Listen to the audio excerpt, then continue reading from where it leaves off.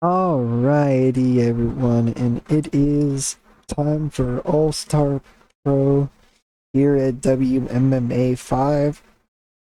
Um, we're continuing on taking the MMA world by storm by putting on incredible fights uh, and throwing in our popular fighters to do such. Um, we are on the road to high level regional right now. We are at mid level regional, and this entire video will we will go straight to the end of June. So we've got our first show here in May, and then we'll just take a straight shot all the way up until July for this episode. So you guys are welcome.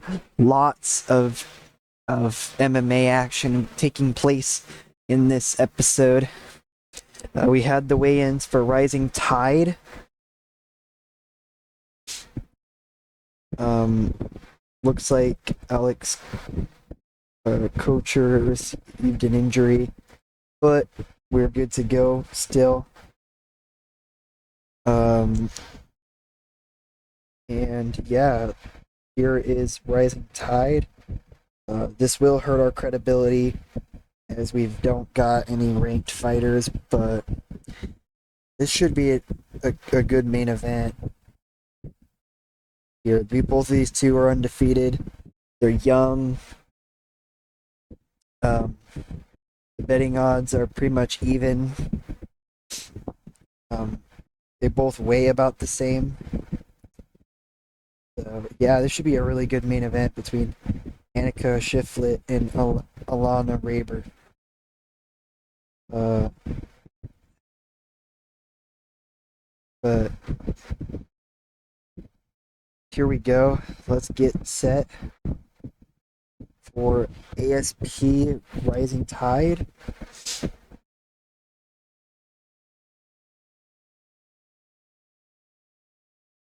We're back to Iowa with ASP 8 Rising Tide being held in Iowa.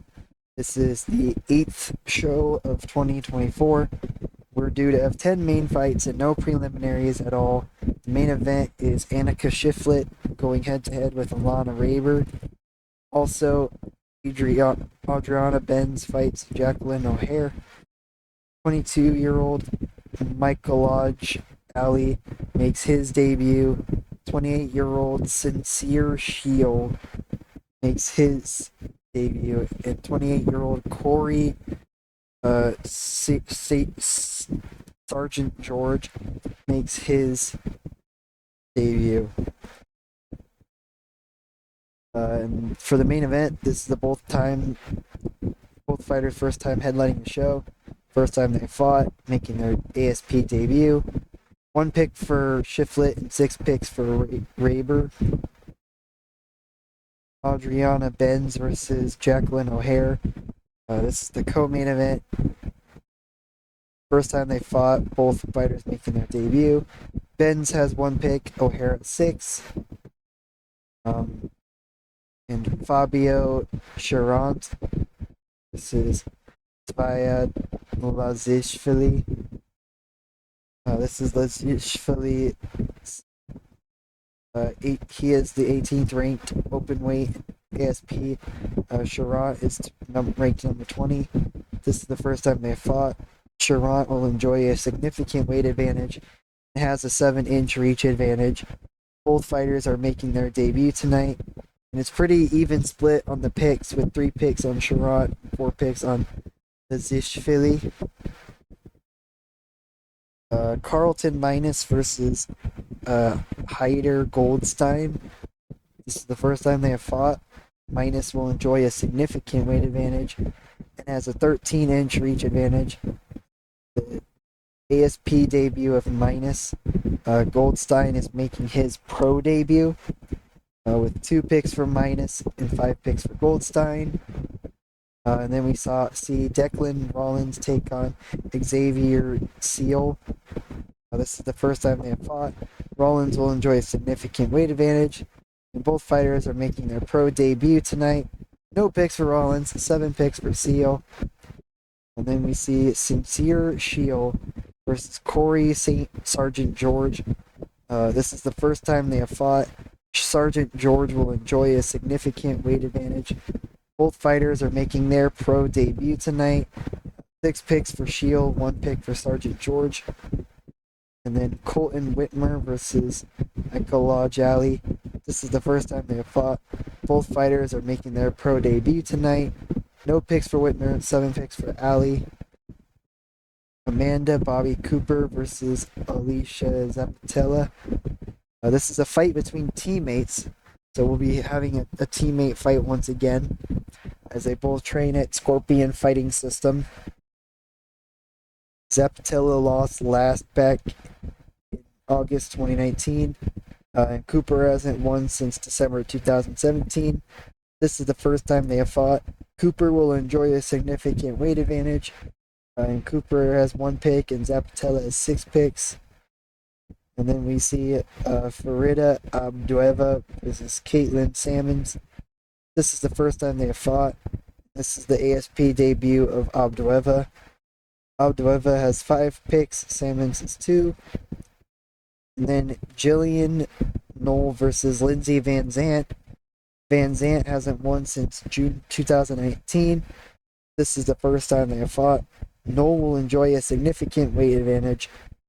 3 picks for Knoll, 4 picks for Van Zant. Without any further ado, let's get set. Jillian Knoll with the unanimous decision. Decent. Okay.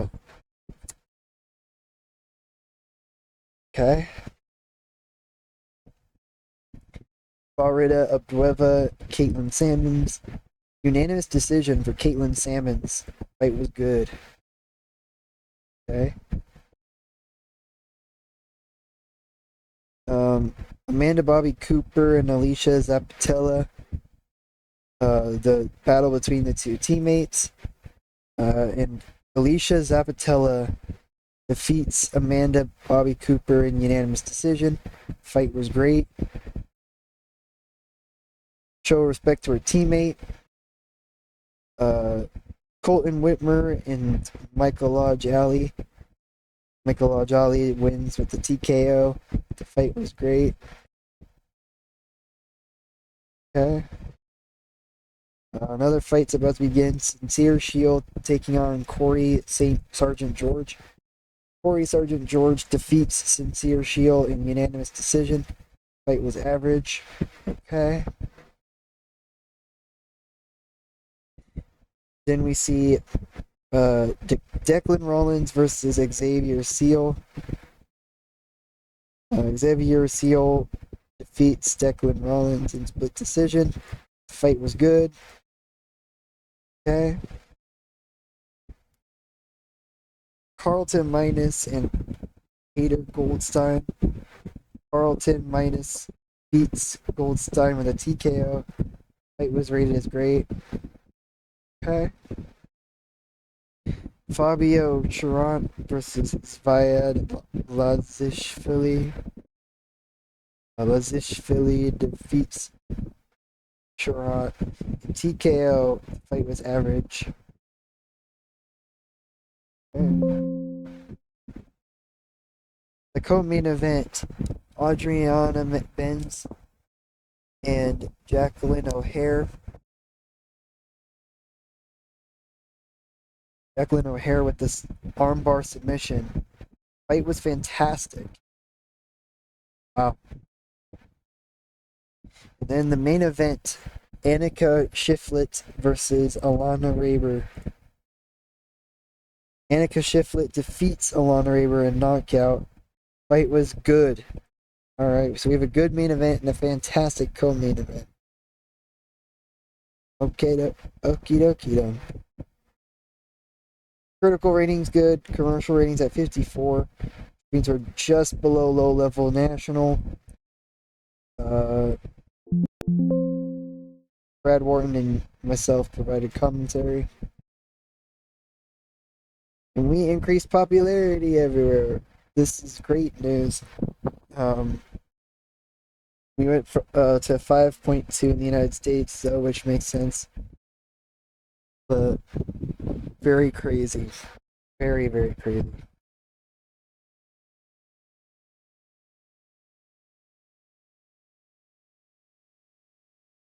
Okay, and we got $651,932, and we shall move on to the next show. Alrighty, and we're back, and it's time for ASP The Price. We're getting set here in Arkansas, and we've got a pretty good main event going on here between Penelope Rees and Ariana Talent.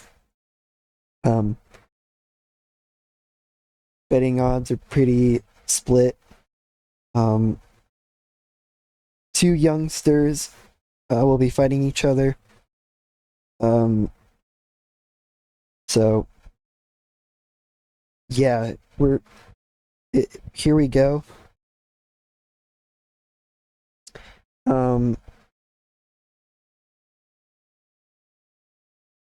Let's get on with the show.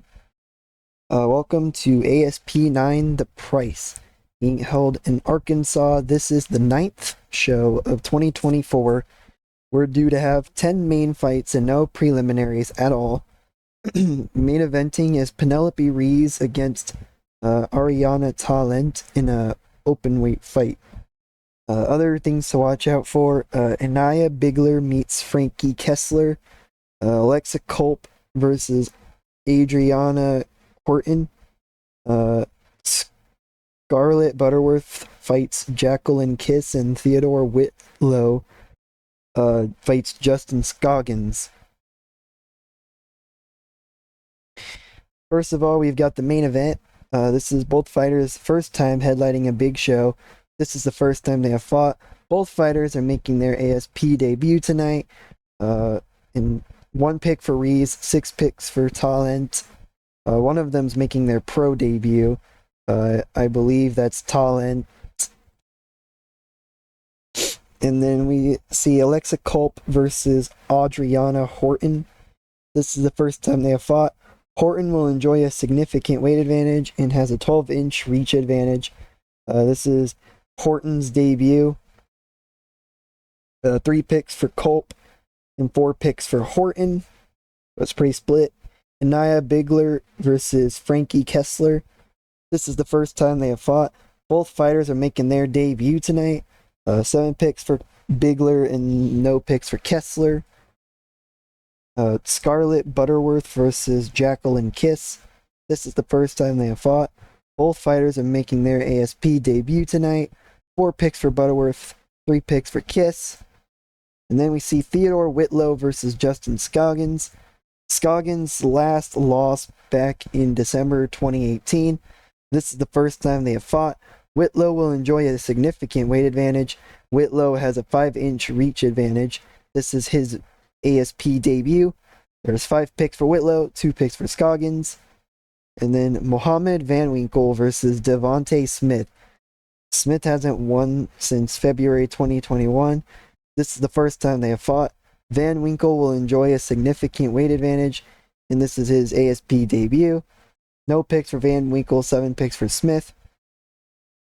Theodore Rode versus Kyle Bracey. This is the first time they have fought. Rode will enjoy a significant weight advantage and has an 11-inch reach advantage. This is Rhodes' ASP debut and Bracey's pro debut. 1 pick for Rode, 6 picks for Bracey. And we got Mohammed Kwai Abzak versus Zaid Fritzk. I'm not sure how to pronounce that, but this is the first time they have fought. Fritzk will enjoy a significant weight advantage and has a 6-inch reach advantage. Abzak is making his ASP debut, and Fritzk is making his pro debut. 7 picks for Abzak and no picks for Fritzk. Rafael Tobias versus Iyashige Ozawa. This is the first time they have fought.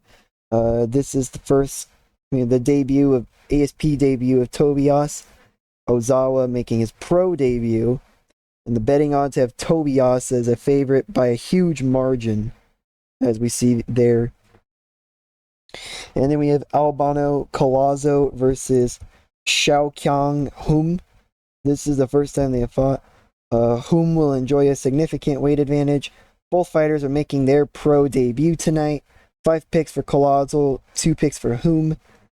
Let's get this fight card started. First fight rated as poor.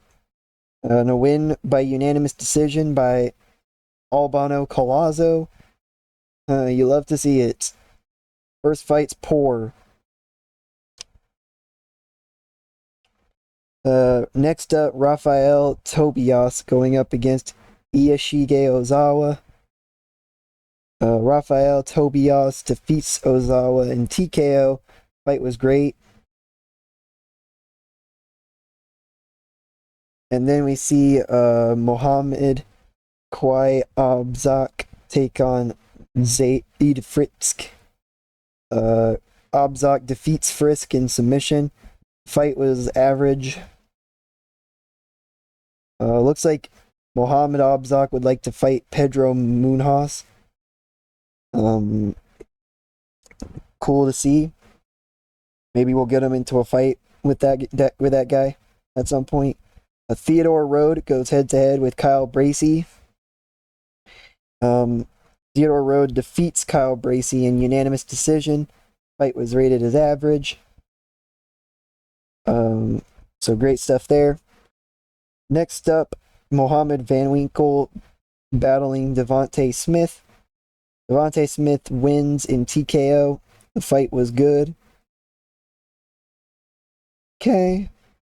Now we head to Theodore Whitlow versus Justin Scoggins. Justin Scoggins defeats Whitlow in unanimous decision. The fight was decent. Okay. Moving on, Scarlett Butterworth goes head to head with Jacqueline Kiss. And Scarlett Butterworth defeats Kiss in unanimous decision. The fight was decent. Okay. I'm a little scared for our co-main event and main event with these average and decent fights. Bigler takes on Kessler, and Kessler wins in TKO. Nice. And Culp goes up against Horton. Horton defeats Culp in unanimous decision. The fight was decent. Cool. And now we go to the main event of the evening.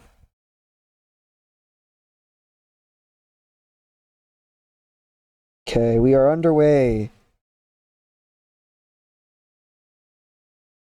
Okay. Throws a few punches, guarding. Tries to guard. Wants to grapple. Lands a couple of jabs, ready to attack. It's the end of round 1. So not a whole lot going on in the first round.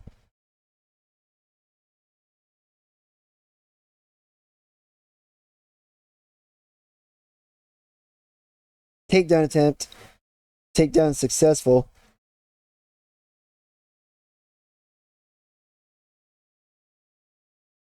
It was an attempt to sweep.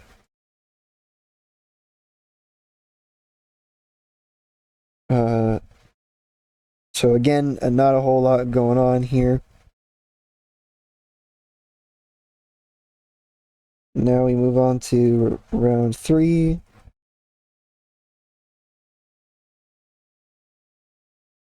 Takedown.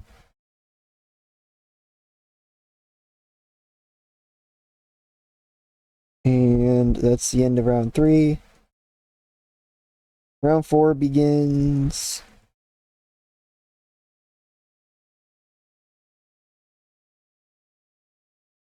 Takedown attempt. The takedown successful. Submission attempt. Does not work. That's the end of the round. So again, not really a whole lot going on here.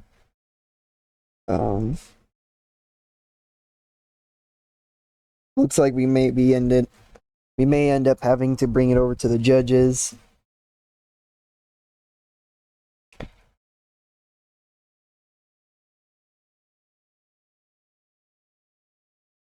Okay, the fight is over. The judges are now being scored. Looks like it will be Rees to win in unanimous decision. The fight was decent. Oh, it's unfortunate. Our main event was decent. Our co-main event was decent. The card was not great. Oh, we got 60% or higher still, but this is probably one of our worst shows we've done so far. But the commercial rating's good. We go to mid-level national, so we should still gain popularity, but by God, was this an awful full card. We've got our 3 commentators. Popularity increases everywhere. Good to see. Let's throw out some more bonuses. Let's go. KO.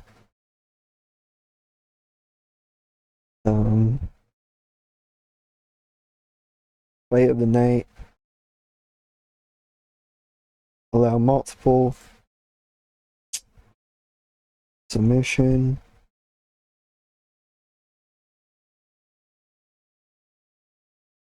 KO. Perfect.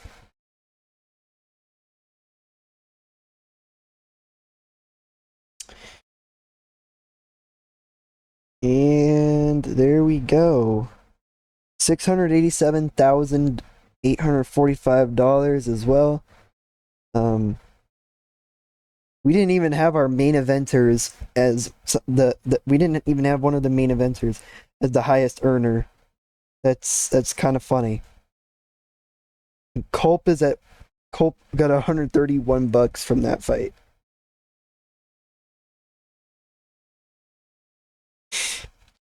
Here's some gas money for fighting.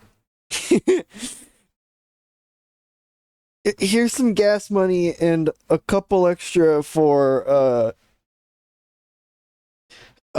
paying some bills, I guess.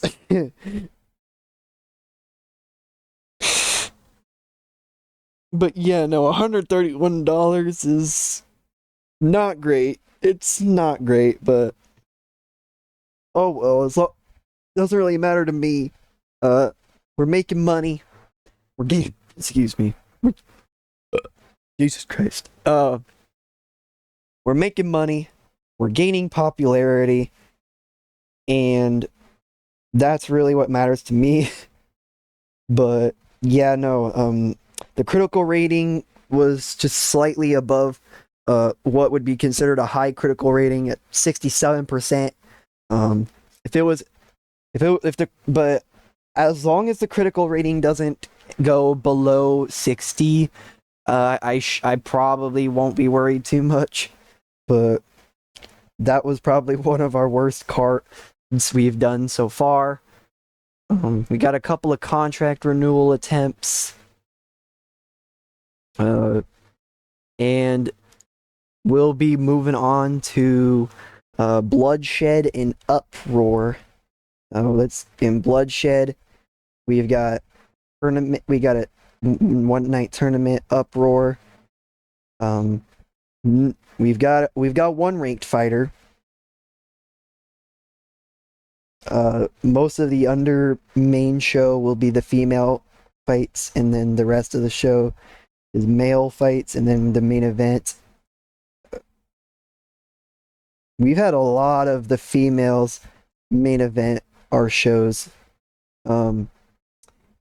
We probably will start having some male fighters main event our shows too. At Anarchy, we've got a male fighter. We've got a male open weight fight that's main eventing.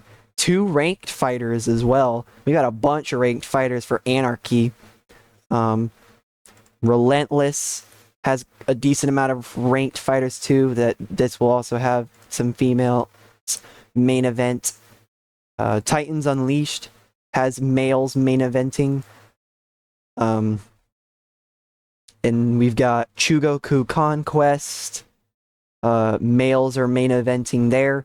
And Chugoku Conquest is actually going to be our first show outside of the United States, I believe. Yeah. And we've got a pretty stacked main event there, I believe, is high level regional, so that'll be a really good main event. That'll be the last show we do for this episode. So we're going all the way up until Chugoku Conquest for this episode. You guys are welcome. And we upgraded on corporate HQ, so now we're getting a 6% boost to the stability. And spending 25,000 a month, we're getting a 5% boost to the credibility on sponsoring with 75k a month.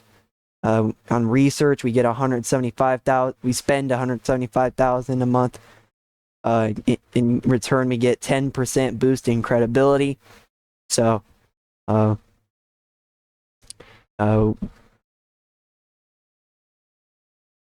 we did not have very many ranked fighters. Hopefully, we end up being okay on the drug tests. There was a major mismatch on the betting odds on one of the fights.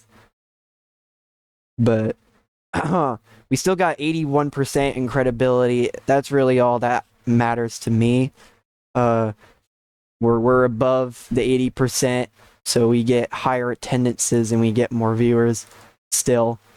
That's really what matters to me. Bloodshed will probably lose some credibility as well. I found a bunch of more very popular fighters. There's some female fighters that are very popular that are not signed, which I'm hoping I can sign some at least. We've got almost 150 fighters off of both the male and female open weight divisions. Last time I checked, it was both split exactly, which is what I want.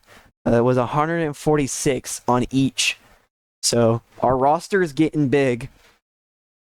We've got a pretty stacked roster already. We're not even up onto our 10th show yet. And we've already got a bunch of like low-level nationals, mid-level nationals, and high-level national fighters.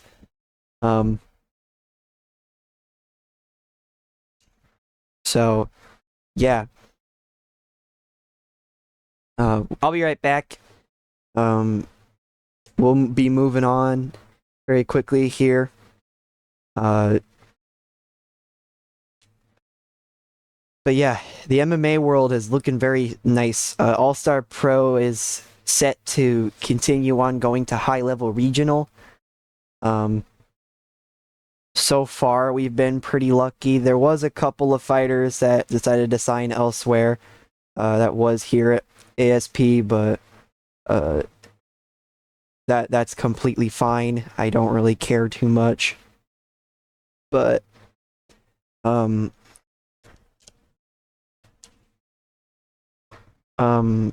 yeah. I'm gonna stop talking for a little bit. And I will be back for our next show. Alrighty, and we're now getting set for All-Star Pro Bloodshed. And then Uproar is the next night. We've got one ranked fighter take on Uproar, and Bloodshed We do not have any ranked fighters, so both of those will probably hurt our credibility a little bit, but that's okay. We've got two one-night tournaments taking place at Bloodshed, and I was trying to sign a bunch of fighters, but then UFC decided, oh, let's just take a bunch of those guys. They'll sign with us. Most of them did, but that's okay. As you can see, a bunch of new signings occurred from UFC. There's a couple of people that signed with ASP though. Like this girl right here, she joined ASP. There's a couple of others that signed with All Star Pro as well. They're not really being shown, or at least I'm not seeing it.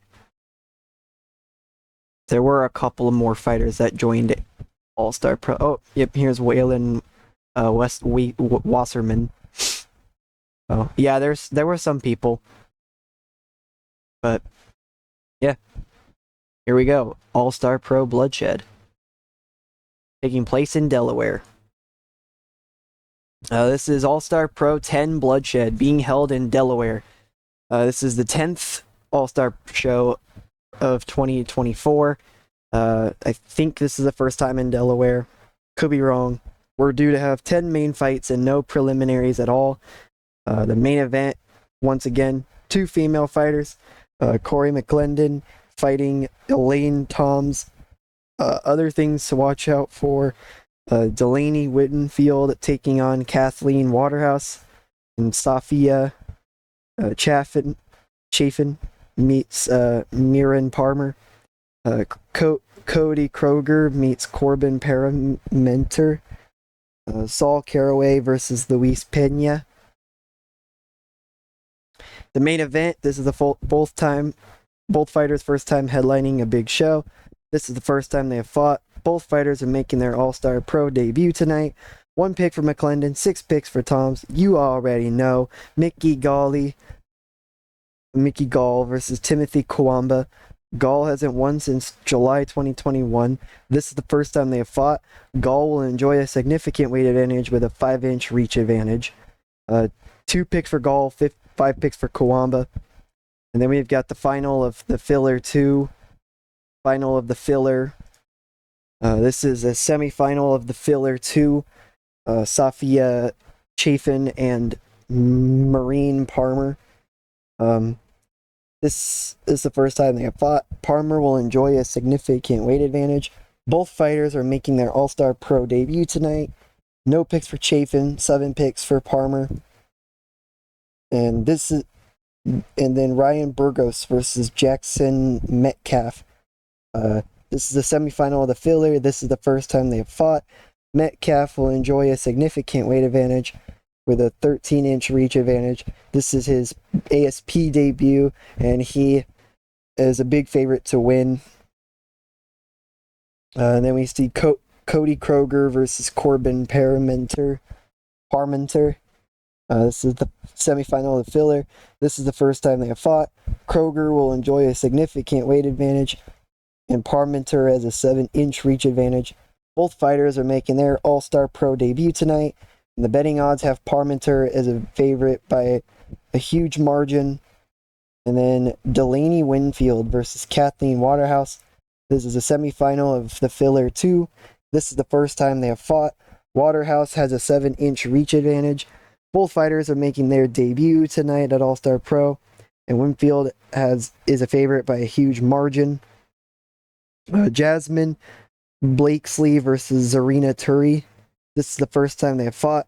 Blakesley will enjoy a significant weight advantage with a 11-inch reach advantage.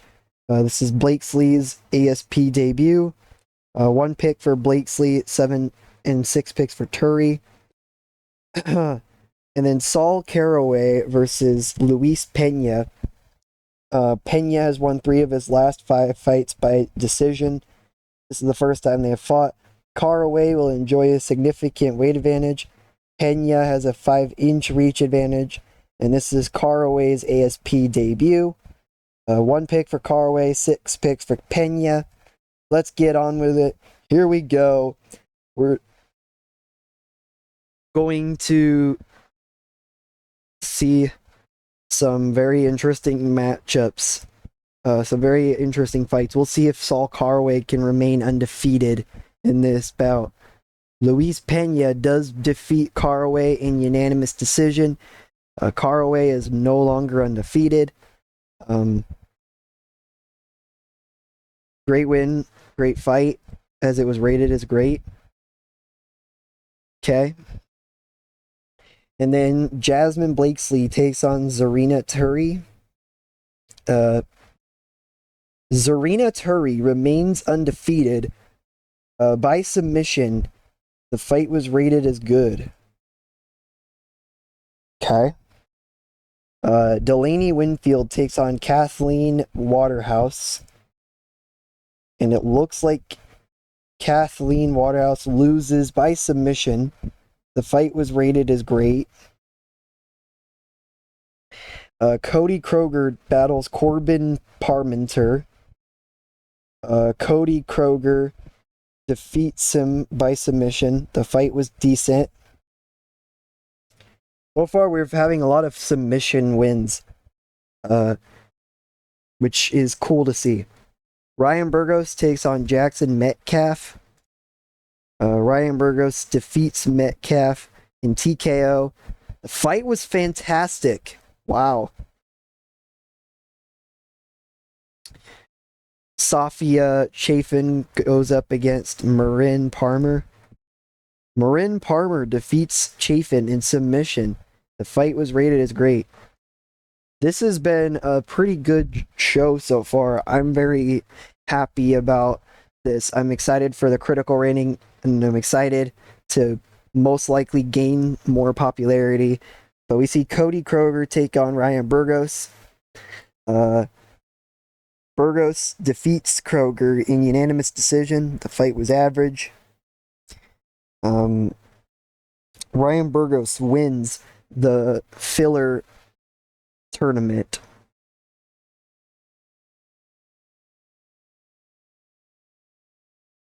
Okay. And now the final of filler 2.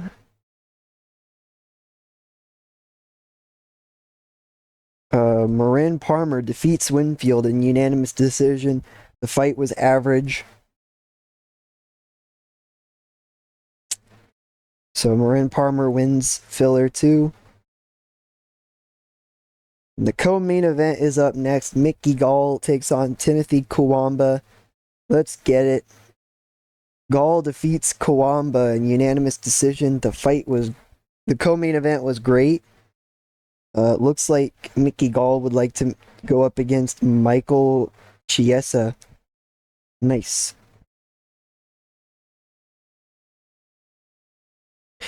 And we go to the main event. Corey McClendon competes against Elaine Toms in the main event here. Corey McClendon defeats Elaine Toms in TKO. And the main event was rated as good. Nice. Great win there for Corey McClendon. We had a 77 critical rating. That's awesome. That's what I like to see.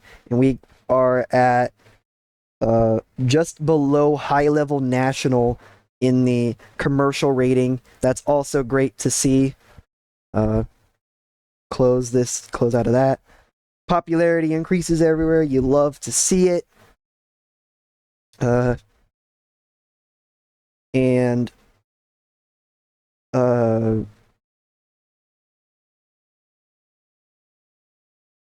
Sure.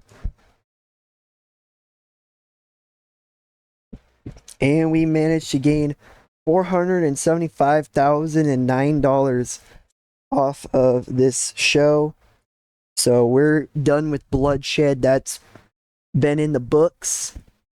And we are now set for the next 5 shows. That's right. The next 5 shows of All-Star Pro for this episode. This episode is going to be a long one, but you get lots of action going on here. So there you go. You guys are welcome. And I have been taking up a lot of time to do this episode. So again, yeah, I'm very excited for All-Star Pro here in WMMA 5.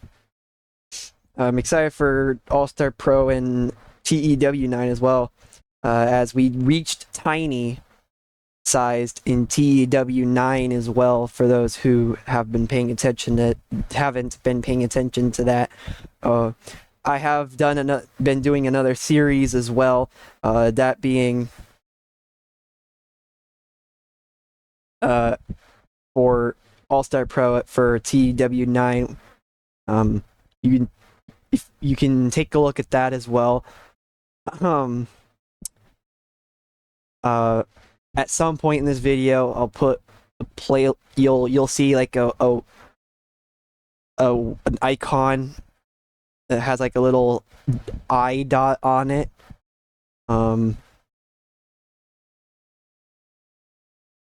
We are now at high level regional. This is huge. This means we can now sign people to exclusive contracts. This is huge news. We're on the rise very quickly here. We're already at high level regional.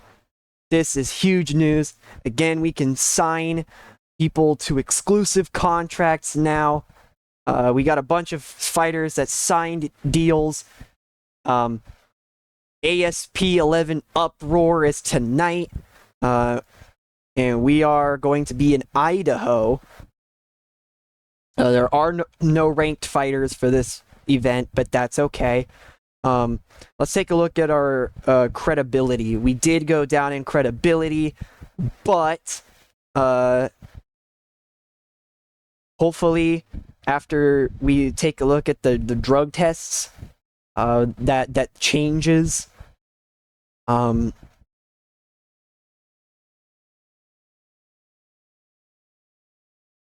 But yeah, we can now sign fighters to exclusive contracts. This is huge news. Looks like UFC are trying to pick up a bunch of fighters once again. They're probably trying to pick up some of my fighters that I want to sign as well, as that's UFC for you. But now that I can sign exclusive deals with people, I have more of a competition with companies like Bellator and UFC and all of these big name companies, and I can now keep the fighters that I really want to keep. All of my low level to high level national fighters, I can now keep, hopefully, to an exclusive contract. Aaron McKenzie is at high level regional. He was a low level national, but he keeps losing fights. So he lost a fight to Jotko. His next fight is at Rising Tide in September. I kind of want to keep Aaron McKenzie though to an exclusive contract. I'm gonna change my template to make it an exclusive fighter contract. Save that. Okay, apply. Perfect. Looks like he would seriously consider signing to an exclusive deal. Low level national. We'll take a look at that. She would seriously consider signing for us. Let's see. Alex Garcia, mid-level national. Low level national.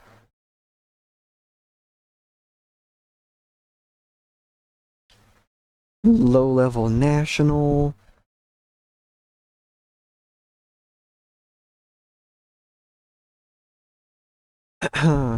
Low-level national.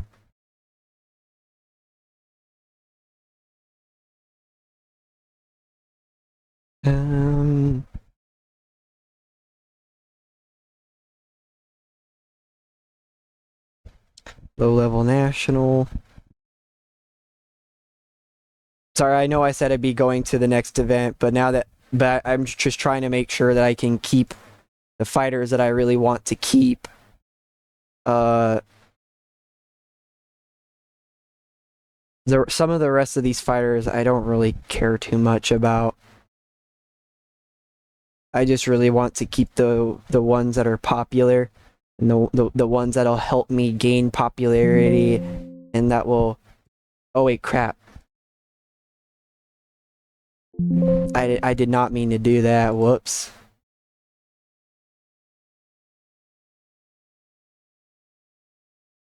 I'll have to change that. But mid-level national.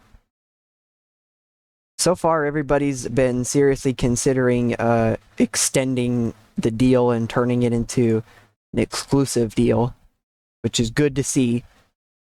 Here's a high-level national.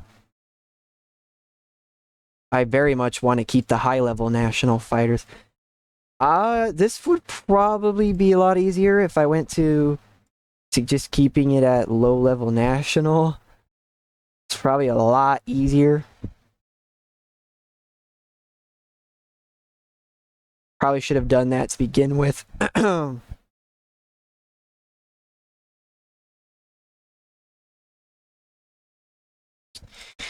think we went to a high-level national.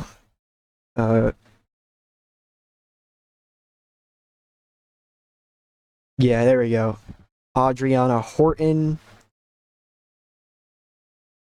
Her last fight, she won. Mid-level national. Hepner. Bash. Aileen Bash. Benson Benner. Benson Benner. Looks like Benson Benner has got a fight. I think he has a fight tonight. Nope, he has a fight at Relentless. So we will be seeing him in this episode. Carly Steelman. Carly Cleaver. Everybody seems to be seriously considering signing for us, that's a good thing. That's good to see. I don't know if I should end up throwing in guaranteed fights. I might end up just throwing in one guaranteed fight for everybody that I sign, just to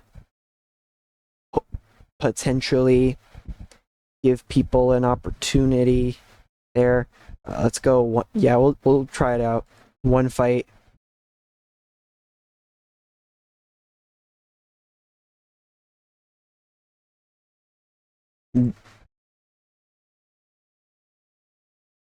One fight. It does make a difference, I think.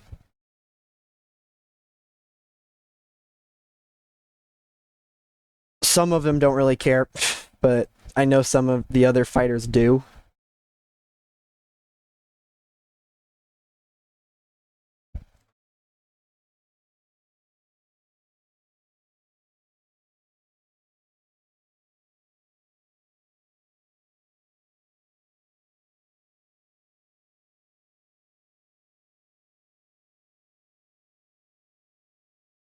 I also know that some of the big name companies are gonna be like, nuh-uh, they're mine now.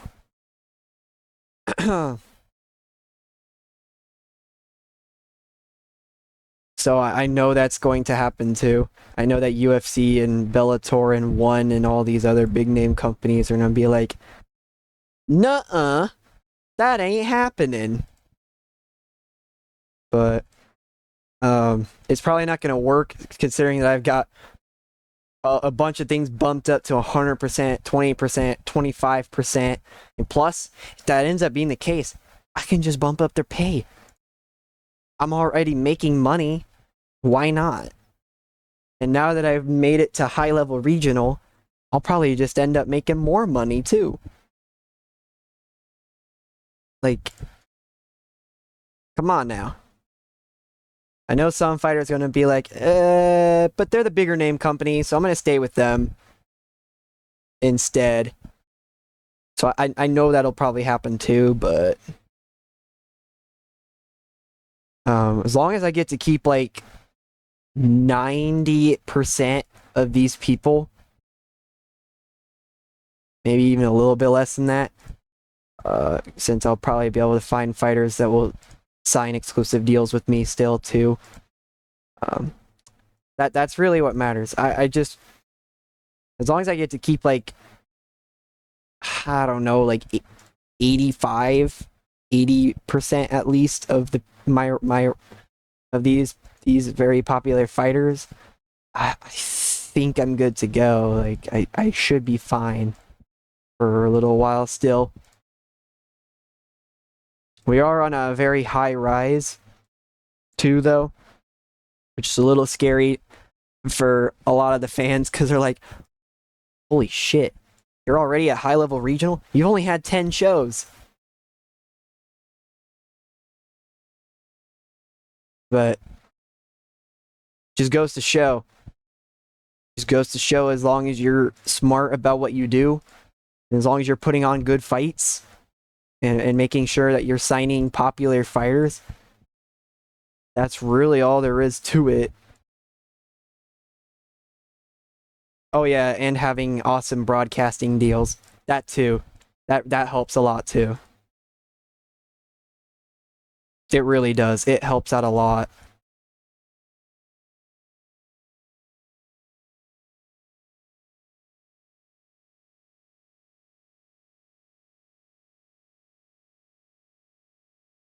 Give this guy one fight as well. Cody Kroger would rather stick with what he's got. 10,000? Perfect. Stay with us, please. I'm sure there's some other. Yep. There's some fighters that would rather stick to what they've got. It seems.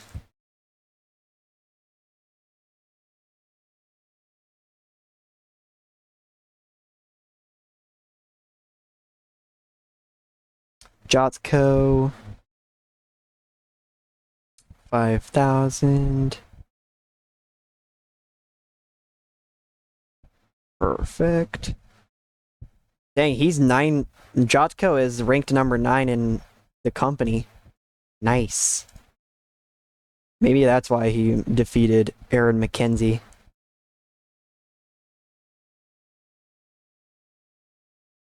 Well, it's probably part of it.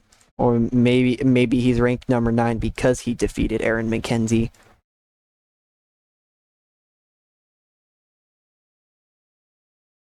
I think he's ranked number 9 because he defeated Aaron McKenzie. I was very hyped for Aaron McKenzie too. He's only had one fight, I know, but I thought for sure he was gonna win against Jotko. Honestly, I think Jotko was a little bit higher up at the betting odds, though. But I really wanted Aaron McKenzie to get the win. But it's okay that he didn't. He's still at high level regional, so he's still good to be on the main show. I may end up having to throw out some preliminary fights though, and getting rid of some fighters that aren't very popular. Potentially. Wait, what? Oh, okay, I was about to say. Parma recently had a fight, and she won. So, in honor of winning your fight, sign with us. Stay for a while. We're welcoming you in with open arms. But again, we're we're doing well here at All Star Pro, and I'm doing pretty well over at TW9 as well. I've got a bunch of people in my roster for TW9 as well. I decided to make a bunch of changes within the roster.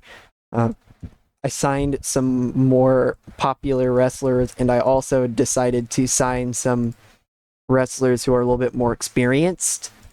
A lot of them ended up wrestling in a bunch of different companies.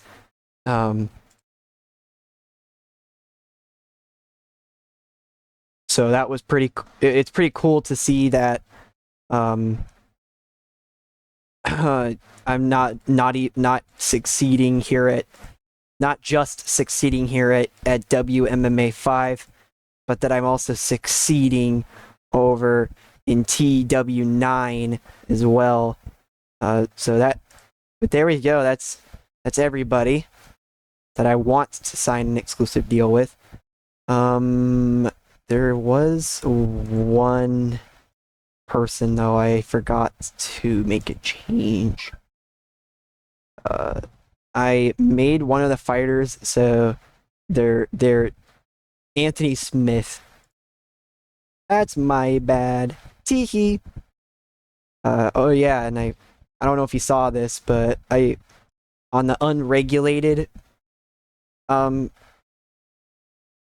things, I decided to bump up all the settings to 100% on drug tests. That way, there's no chance, well, very little chance that people can hide that they're taking PEDs or TRTs.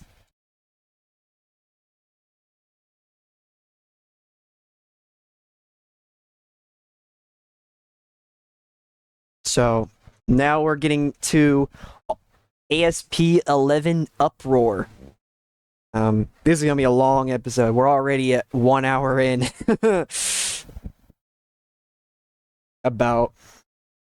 We got ASP 11 Uproar being held in Idaho. This is the 11th ASP show of 2024. And now we're at high level regional. We're due to have 10 main fights and no preliminaries at all. Headlining is Ayn Holton taking on Alani Spell. Another female main event. I added some more male open weight main events in some of the future shows. But other things to watch out for. Edith Sear takes on Frankie Frazier.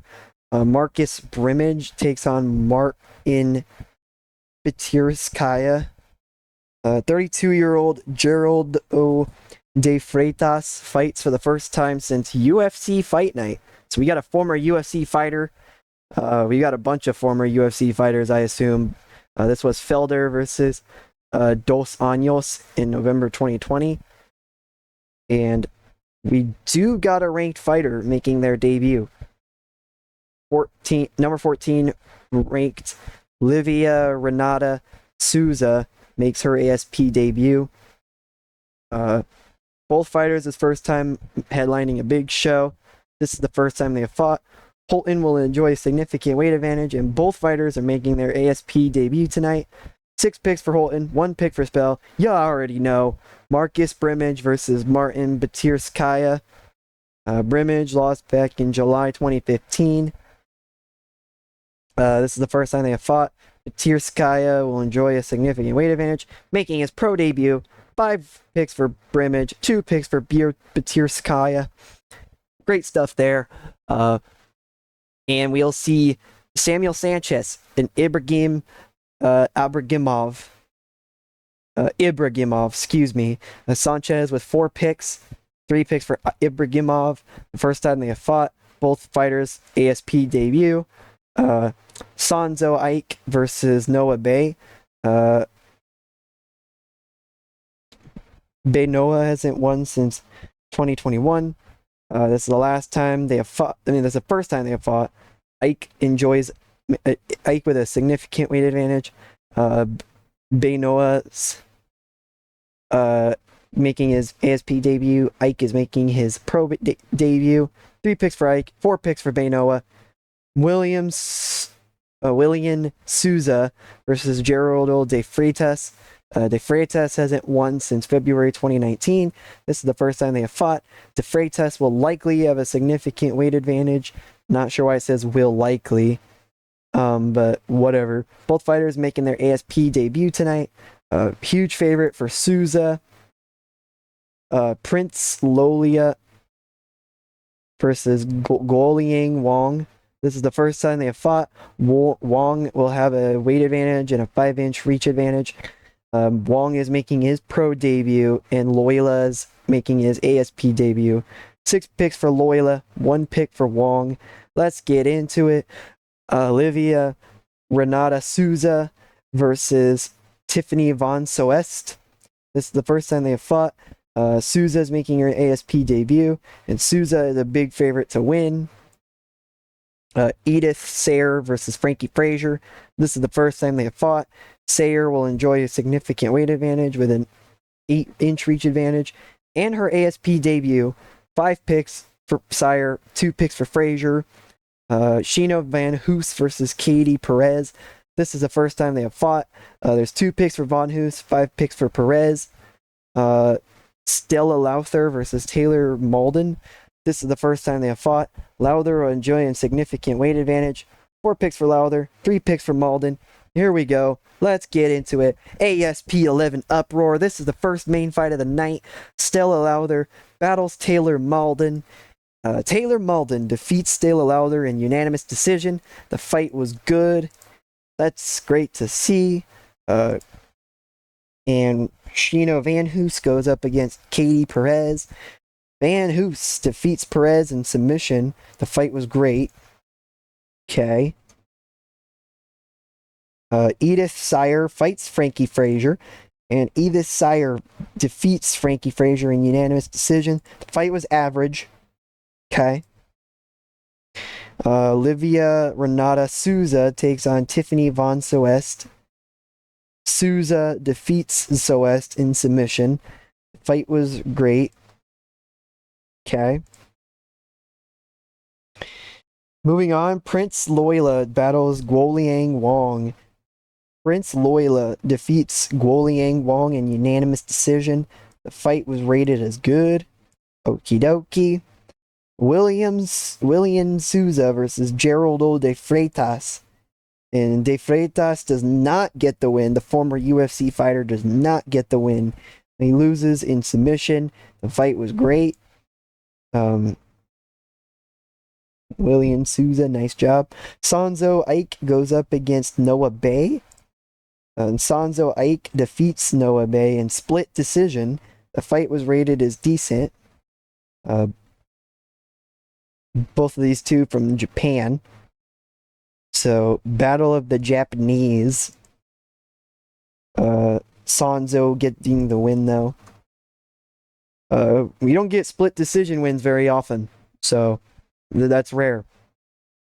Samuel Sanchez against Ibragimov.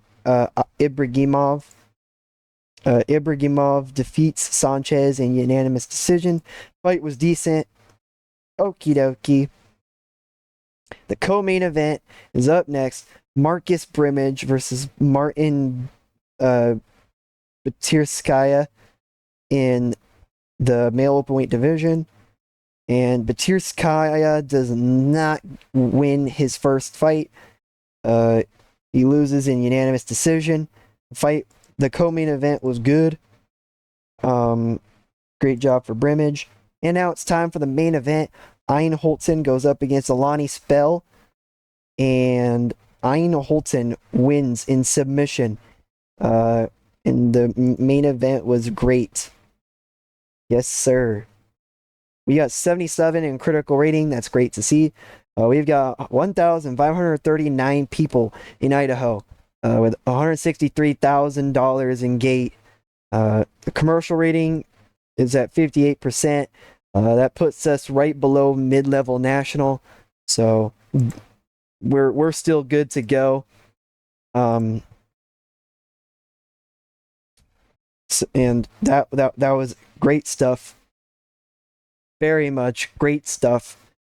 And yeah, popularity increases everywhere still.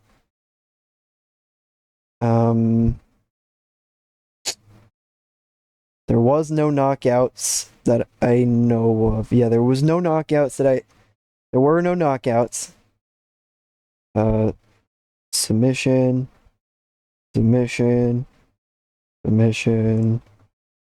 Lots of submissions tonight. In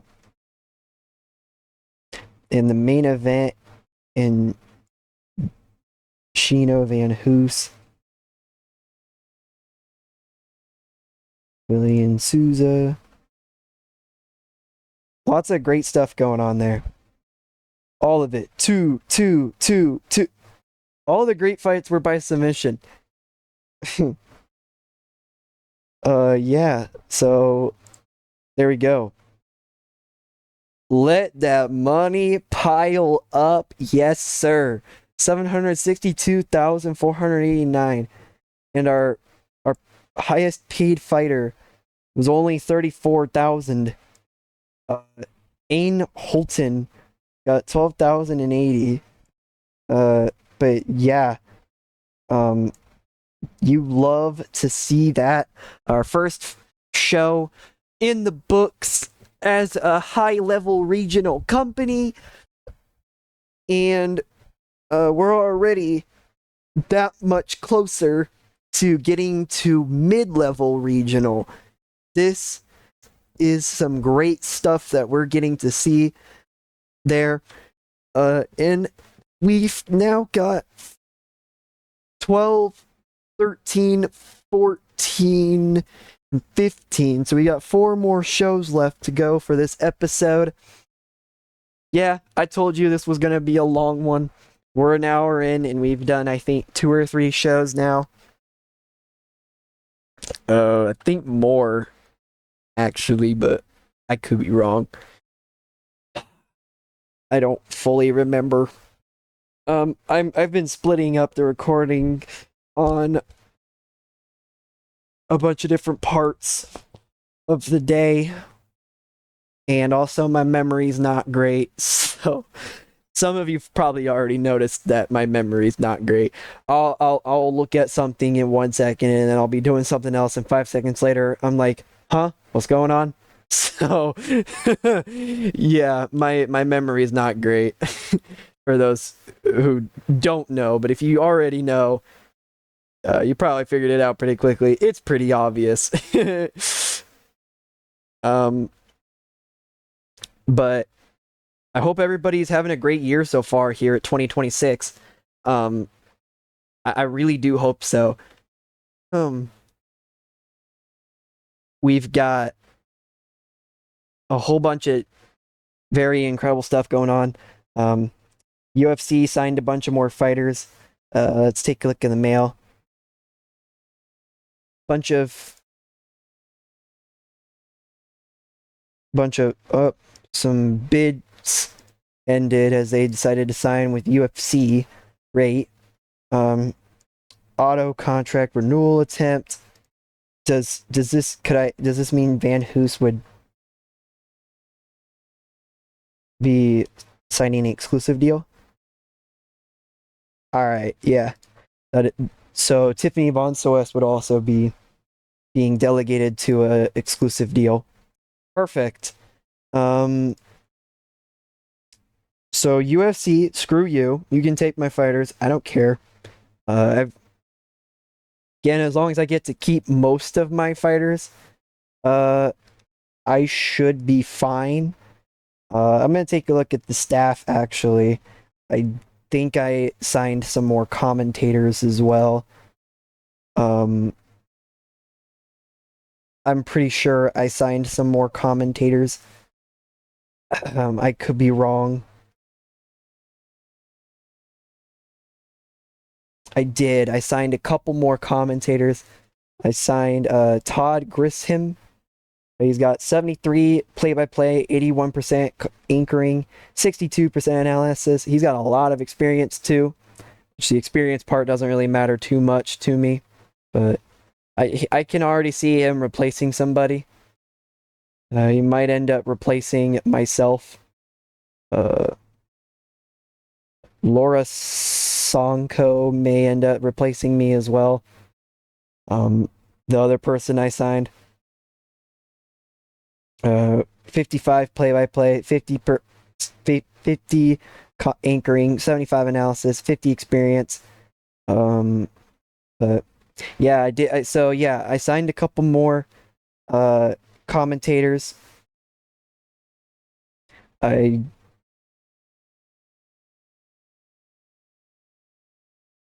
am very excited to see how that goes. There, I don't know why I clicked on that. And yeah, Anarchy's coming up. We're getting set to go all the way to Chugoku Conquest. And I'll actually be right back. I do have an update. Most of the fighters that I tried to extend contract for, well, not most of them, but like half of the fighters I've extended the contract for have indeed decided to extend it into a exclusive contract, which that is great to see. So I get to be able to keep my most popular fighters. And All-Star Pro 12 Anarchy's coming up. We've got 7 ranked fighters. So that should be good enough for building up our credibility. Our credibility right now is an 84. So it is going up, but very slowly. And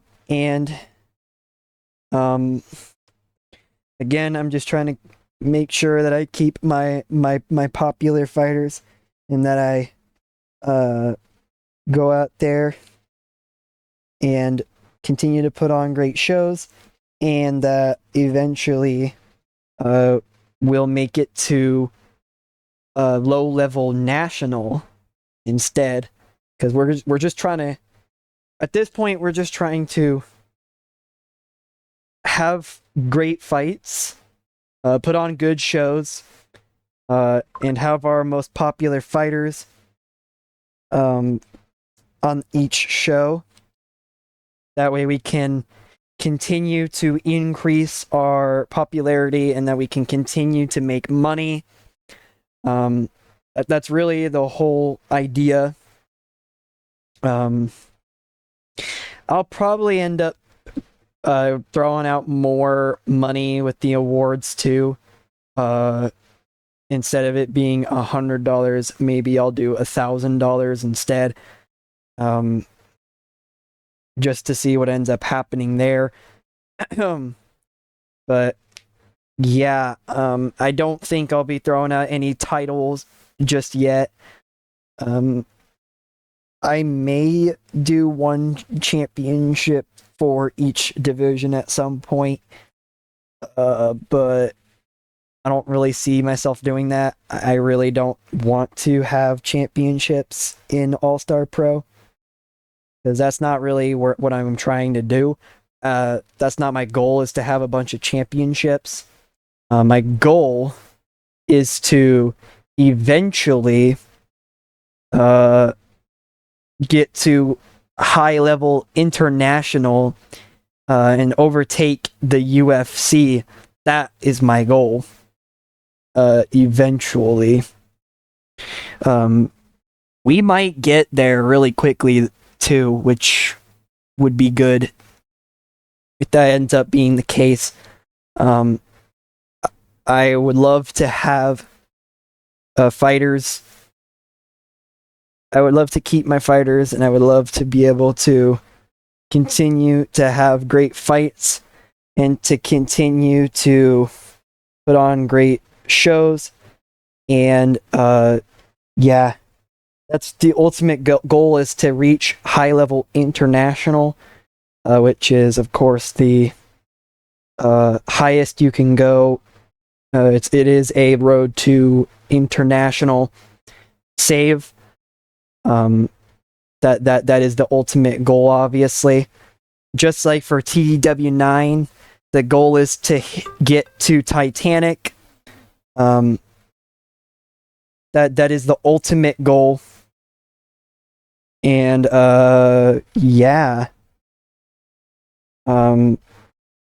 Apparently my screen is loading now, which that's a bit annoying, but my loading screen won't even respond. So that's fun.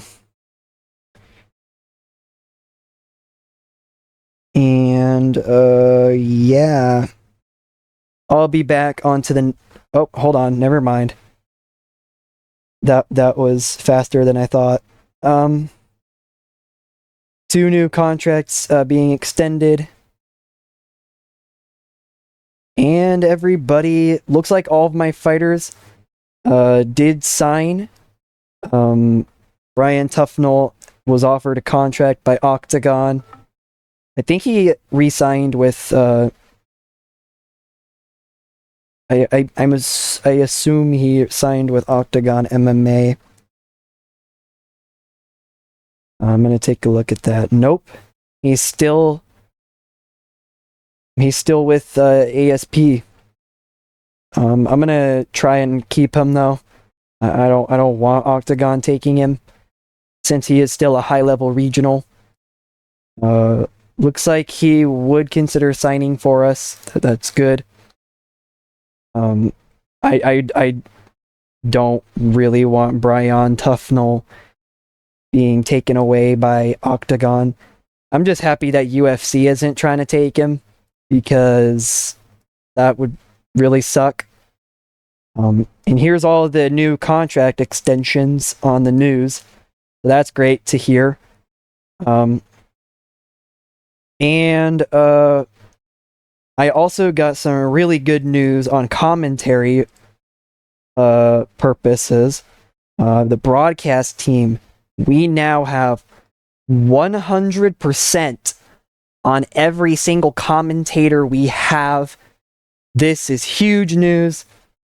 That means that the play-by-play is massively above the standard of a company of this size would require. The anchoring is massively above the standard, and the analysis is massively above the standard. I plan on cutting the other commentators. I plan on cutting Brad Wharton once his contract expires. I'll still have him make appearances on commentary still, because he's still good. He still does a good job as a commentator. So I still plan on keeping him and using him for some shows, but I don't plan on keeping him for too crazy long. Once his contract expires, that's going to be it. I want to keep Brian Stann. Of course, I am going to keep Laura Sanko. I'm going to assign her to try and assign her to an exclusive contract. It looks like it would be willing to sign with us still. And Todd Grisham would seriously consider signing. Perfect. Just continuing to increase, to continuing to keep the commentators. Let's take a look at the tour, actually. All-Star Pro opened in November 2023. We are a high-level regional company based in Iowa. We are ranked as the number 10 MMA organization in the world, so that is great news. The company currently has funds of $1,067,550 available. We are ranked 8th in the list of richest companies. And we, of course, are an open weight company with 328 fighters under contract. Our most popular fighters are Ali Omar. That's very unexpected. Aspen Cantor, who is undefeated. Ellen Riff, who is undefeated. Holly Albritton, who is undefeated. Kimber Sill, who is undefeated. Lonnie Lovejoy, who is undefeated. Danielle Yarbrough, who is undefeated. Stanley Askew, who is undefeated. 40-year-old Tony Ferguson, and 18-year-old Carly Cleaver. The fights take place within a ring, and the standard format of their bouts is 3 rounds of 5 minutes each. Fights that go to a time limit are handled by 3 judges using a 10-point must system. I might end up changing the rules a little bit in some of these fights, maybe to make them a little bit more interesting, add some more elements. But I still want to make sure that the judges have to make a decision on who wins. I don't want draws to happen. But yeah, so I might change some stuff around potentially at some point, but I don't really see that happening anytime soon. I'm surprised by Ali Omar though. I'm just gonna take a look at him real quick. It said he's the #1 most popular fighter. I'm gonna take a high level international. What? Wow. And he's an Iowan too. He's set to fight Ago Huskick at Elite Reborn. Where is Ago? He's an unknown fighter. Also from Iowa. Hold on just a moment. I'm going to Elite Reborn. Ali Omar and Ago Huskick is now the main event. No ifs, whats, and buts about it. This has gotta be at least low-level international. It is a high-level international fight. That is the way to go. Of course, we're gonna save that. It's a catch weight fight too, but that doesn't matter. We've got a huge main event taking place for Ali Omar and Ago Huskick. Wow, I was not expecting that. But yeah, let's go to Anarchy now. And we've got 4 more shows to do before we end off the episode. I told you this episode was going to be long.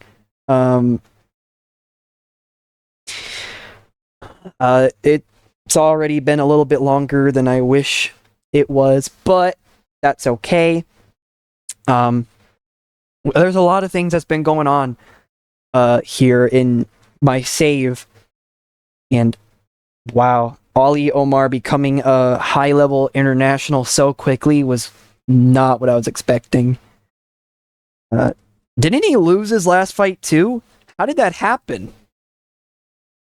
Did the fans just get really behind him? Like, I'm so confused right now.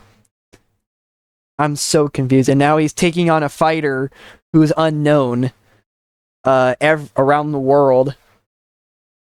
Maybe this will put some eyes on Ago Huskick. Who knows?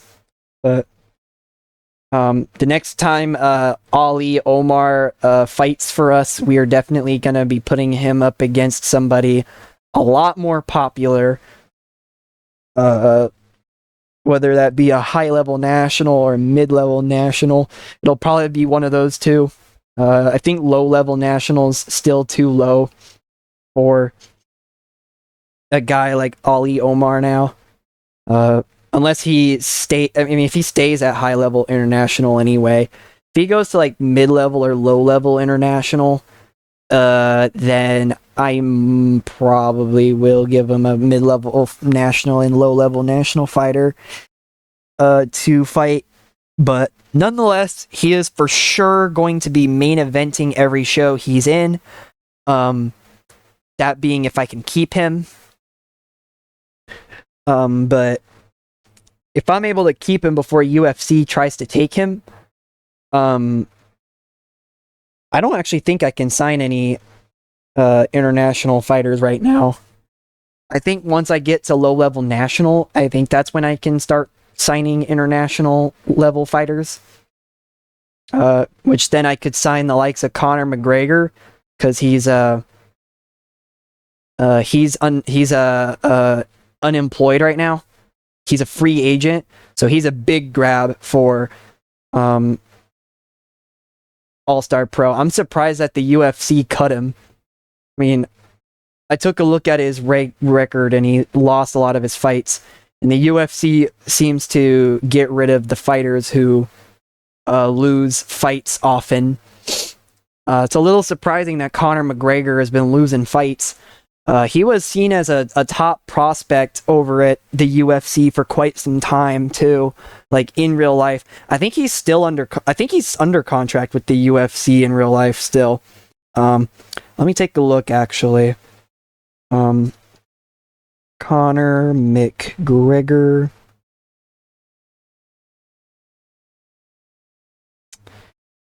Let's see.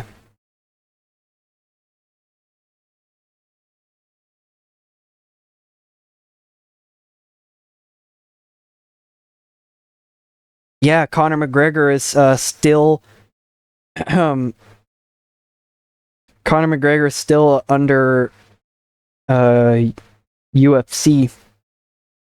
He'll be fighting at in the White House. Looks like the UFC is having the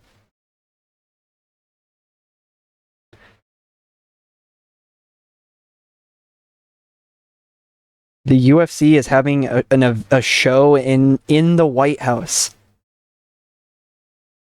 in 2026. And there's a huge a $7.7 billion agreement to air the show with Paramount with approval from Dana White. And Conor says it's a done deal. Wow. I have no idea who he's going to fight, but that's very exciting.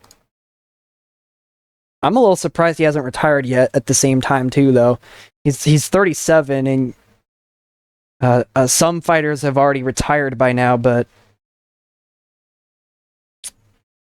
it looks like it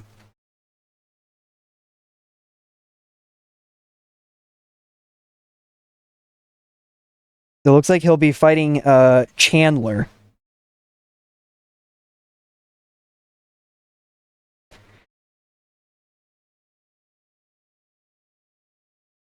So I'm going to take a look at McGregor's record, actually. He's 22-6-0. 19-2 TKOs. And 1-4 by submission. His last fight was in 2021 against Poirier. It was the main event. It was their third time fighting each other. He lost by TKO in round 1. It looks like. And his last title fight, he lost against Khabib. He lost by submission in round 4. So I guess he hasn't been fighting for quite some time, which I did not know about. So he's making his comeback next year, it looks like. And everybody is clean on ASP10 bloodshed.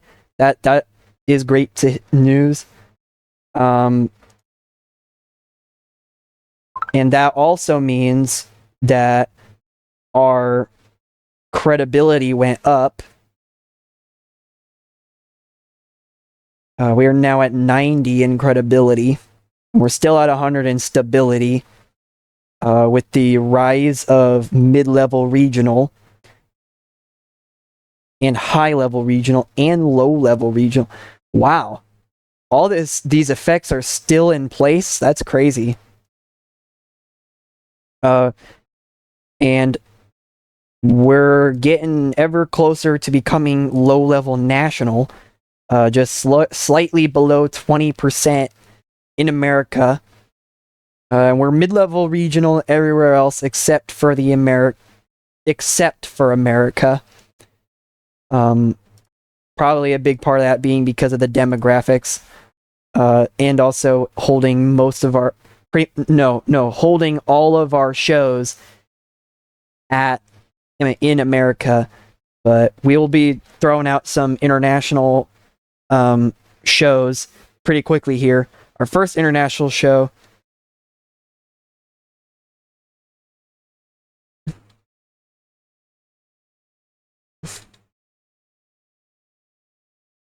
Our first international show will be taking place in Chugoku, which is a region in Japan. And we have a male main event fight. Depending on what happens here, we may have one of our fighters retire. The official betting lines are very split, which is good.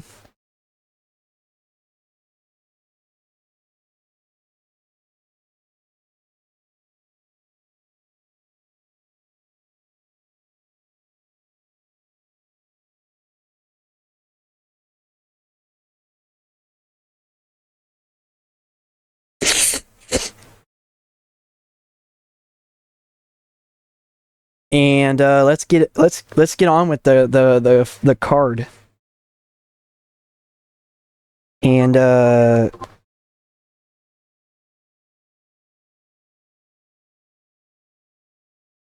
okay, and now it's time for ASP 12 Anarchy. It's being held in Kansas. This is the 12th All-Star Pro show of 2024. We're due to have 10 main fights and no preliminaries. Main eventing is one of our first male openweight fights main eventing in quite some time. Renan Barão going head-to-head with Luis Smolka. So that's our main event. Other things to watch out for include Yuri Ponfarov versus Randall Serber, and All-Star Pro's 17th ranked male openweight, Phoenicius de Oliveira makes his ASP debut. 20-year-old Cassie Countryman makes her debut. An 18-year-old Brinley Whitmer makes her debut. So, of course, we've got the main event. Neither fighter has headlined for ASP before. Barão trains at Nova União.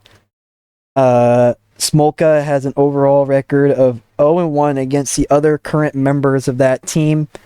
And Smolka is the 22 ranked male openweight, and Barão is ranked number 24.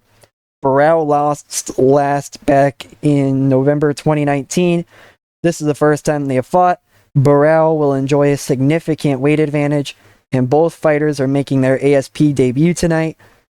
It's pretty evenly picked, as Barão's got 3 picks and Smolka's got 4. So that should be a very interesting main event. Cassie Countryman takes on Brinley Whitmer. This is the first time they have fought. Countryman will enjoy a significant weight advantage, and both fighters are making their debut. Countryman has 4 picks and Whitmer has 3. So a very evenly split co-main event as well. Yuri Ponfarov versus Randall Serber. This is the first time they have fought. Serber has a significant weight advantage and a 5-inch reach advantage. Both fighters making their ASP debut. 4 picks for Ponfarov, 3 picks for Serber. So again, very evenly matched. Charlie Ontiveros versus Ricky Bandejas. Bandejas hasn't won since February 2020. This is the first time they have fought. Ontiveros will enjoy a significant weight advantage and has an 8-inch reach advantage. This is the ASP debut of Bandejas. There's 1 pick for Ontiveros and 6 picks for Bandejas.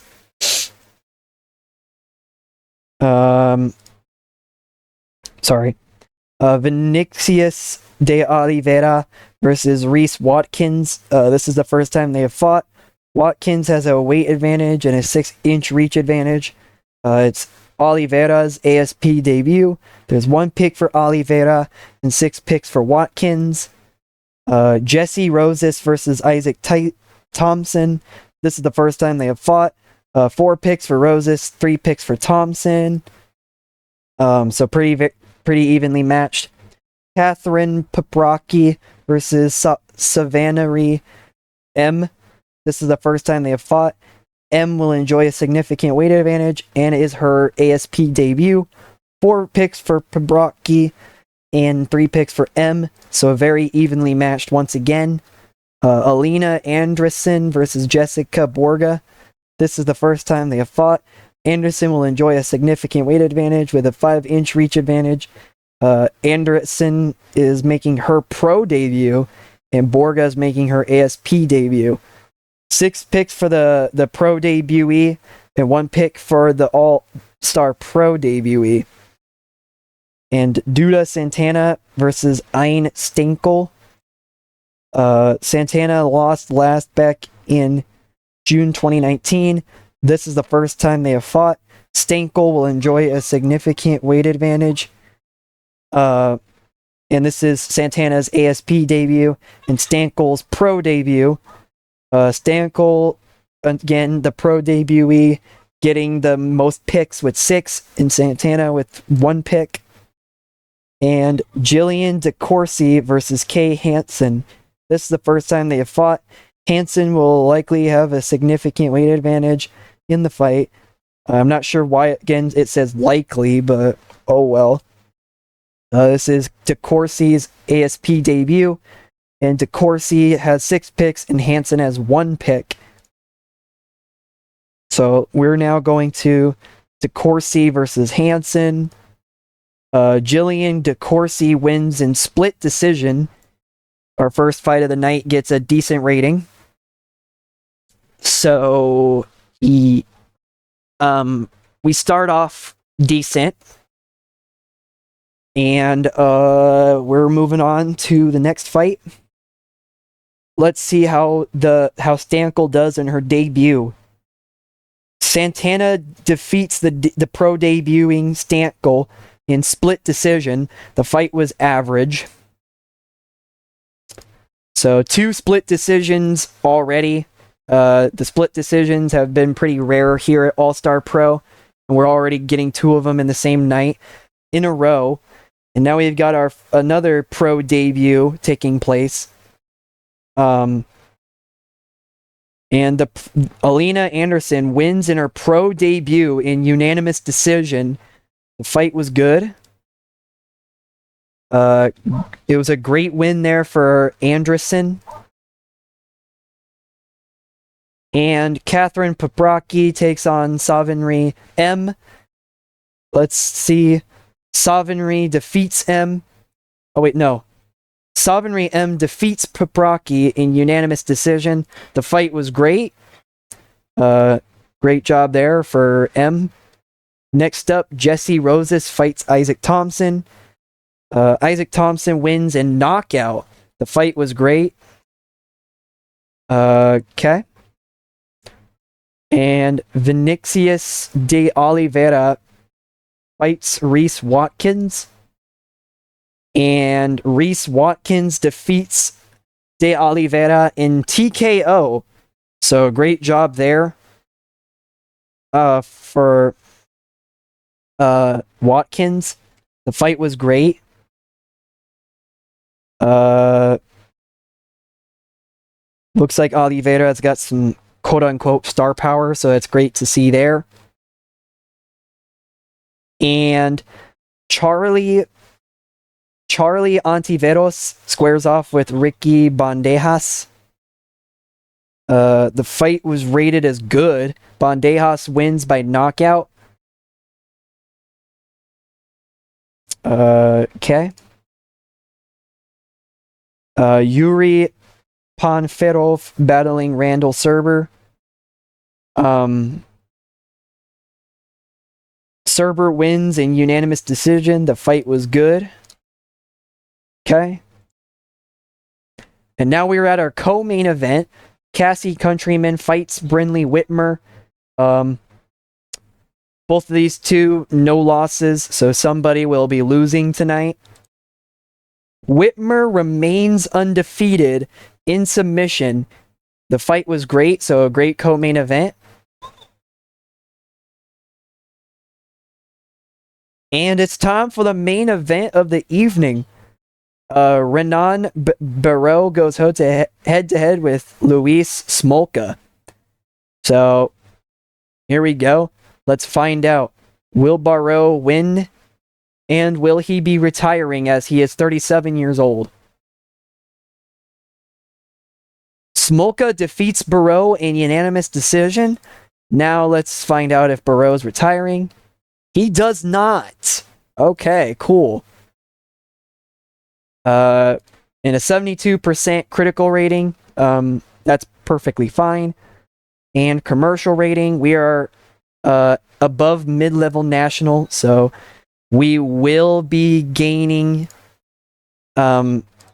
popularity and making money.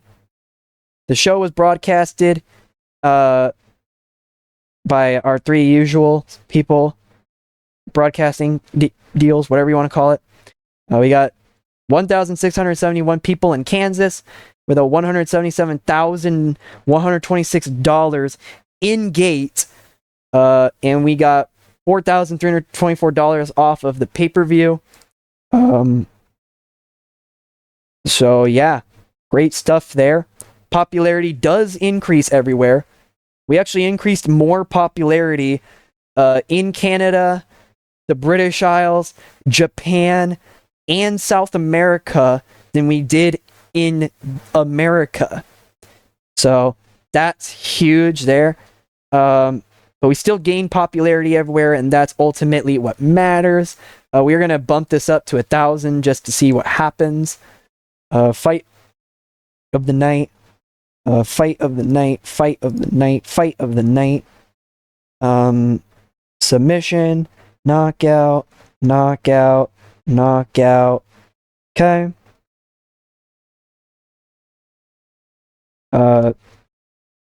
We have gained $1 million in profit. I think this is the first time we've reached $1 million in profit.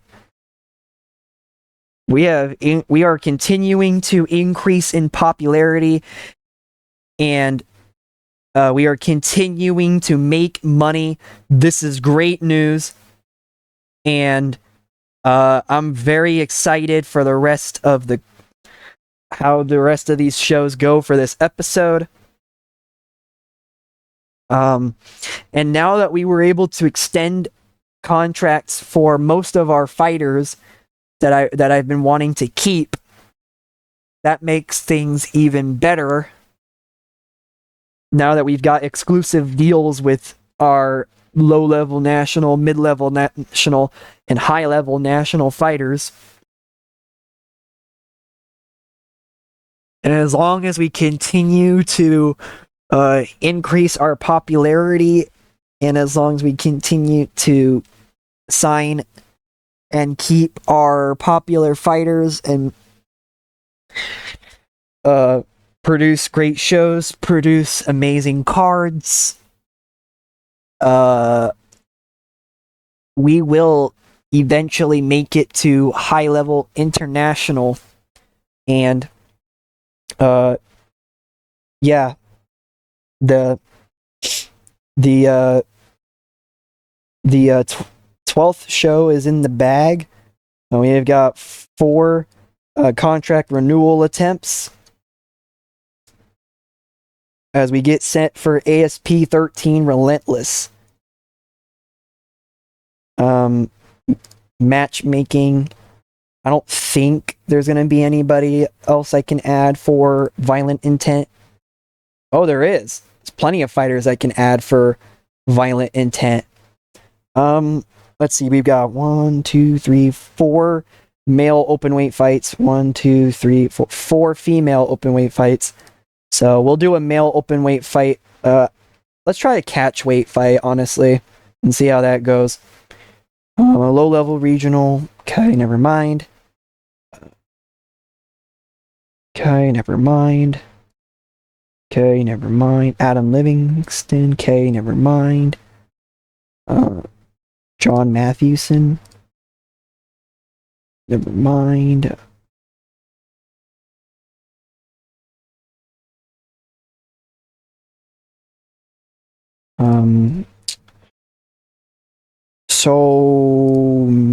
Oh, here we go. Okay, we'll do another catch weight fight for the female open weights division. Oh, this would be a low level. This would be a low level national. Let's see. Low level regional and mid level regional. Do we got any better fights going on? Low level regional. I still kind of want the male open weight division to main event. Mid level regional. We'll have this be the co-main event, but I still want to have our main event be a male open weight fight for Violent Intent. Let's add some male open weight fights. We're not going to do any catch weight. I actually want to do a one night tournament, so we'll do that for elimination. Perfect. We have just the right amount of fighters for said event. The filler.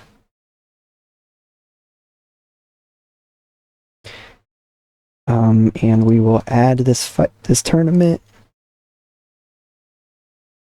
I want to do another one night tournament for the female open weight division. We don't have enough though. Let's see. Will there be enough female open weight fighters available? Yeah, there'll be enough. As long as we can. We'll just have to wait it out. Yet it looks like Clash of the Titans. Nothing for the male open weight division. Female open weight division. Still 3 fighters. Oh. New World Order. Still 3.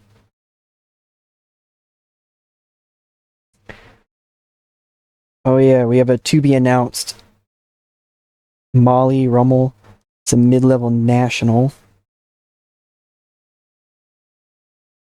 High-level national.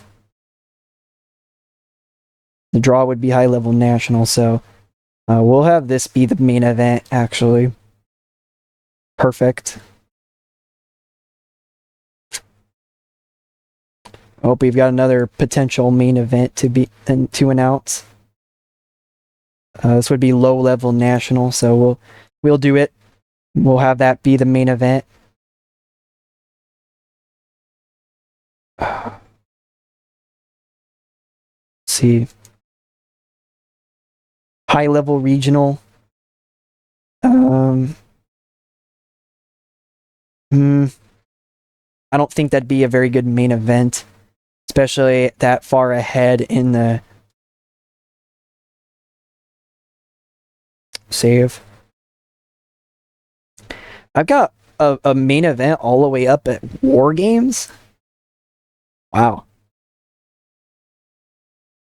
How far does this go? I mean, I've got a bunch of shows throughout all the way up until 2026, but yeah. That's what I thought.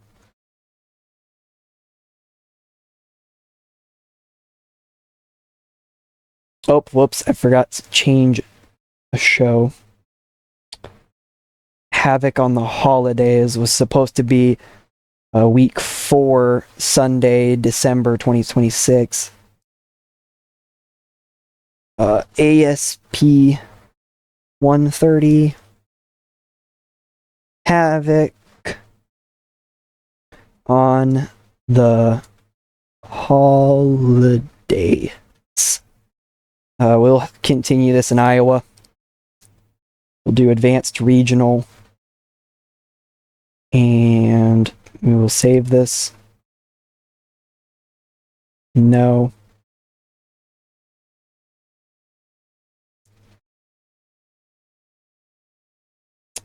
I think we're good now. That was my mistake.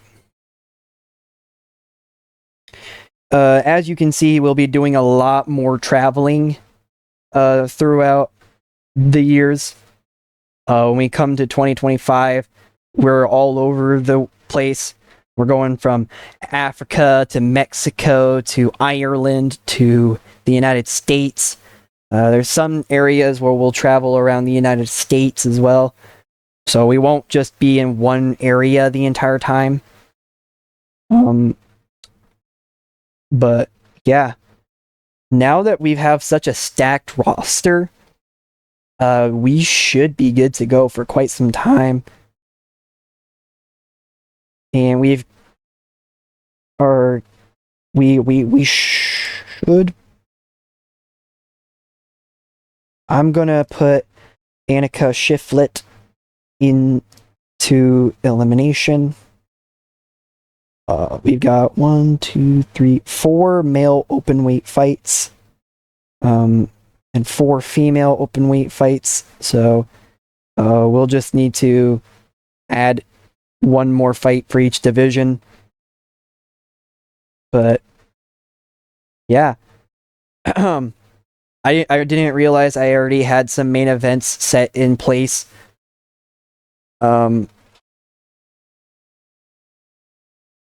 It looks like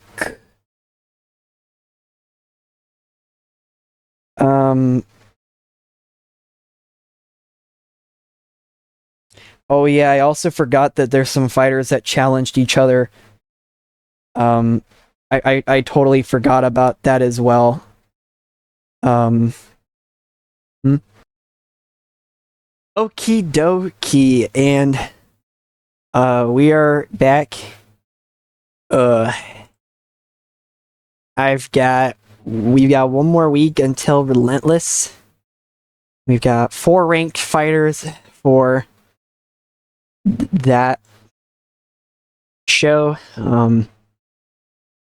And we're currently up to ASP 20 for our card. ASP elimination. We're close. We're getting kind of close on Clash of the Titans as well. Dark Skies, we've got some fighters.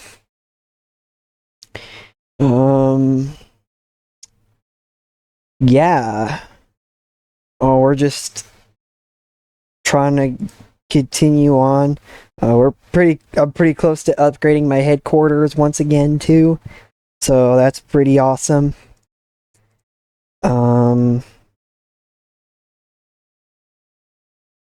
Looks like we're going down on stability a little bit. That's because of me canceling Havoc on the Holidays.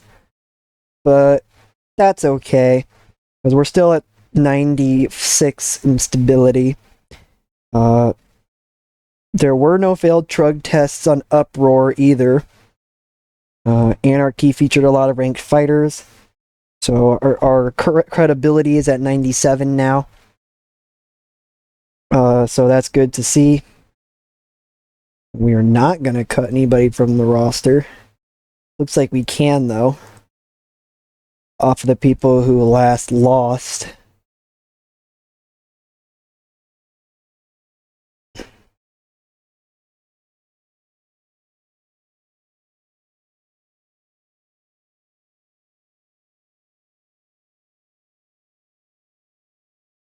Uh, but yeah, I am not getting rid of most of these fighters.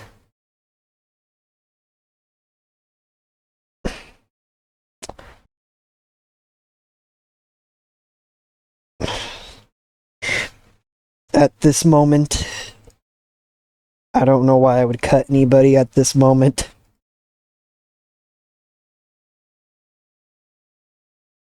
But yeah, that was just a quick update.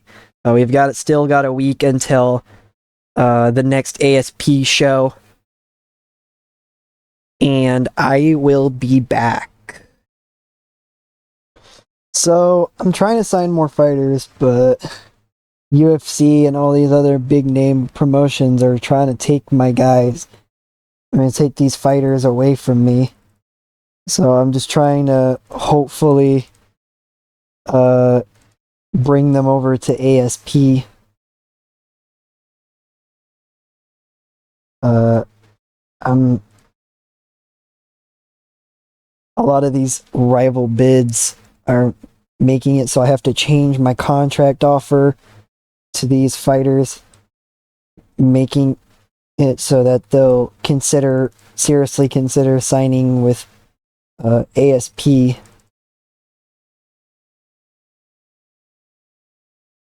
I'm gonna have to improve my offer, it looks like.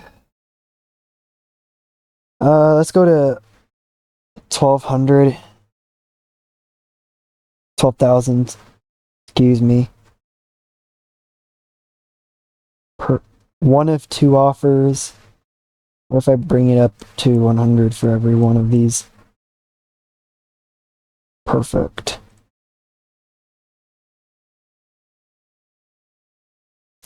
So that's one person.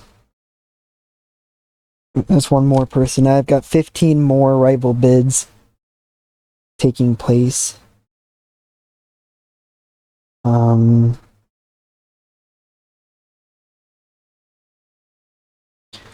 First, I'm gonna try and bump everything up to 100 and see how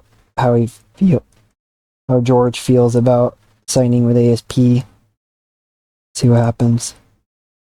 He wants a better deal. Let's go 15%.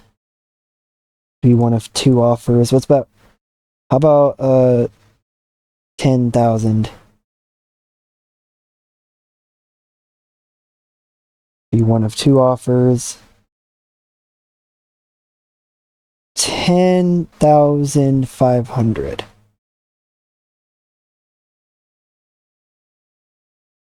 Bump the bonus to 5,000 as well.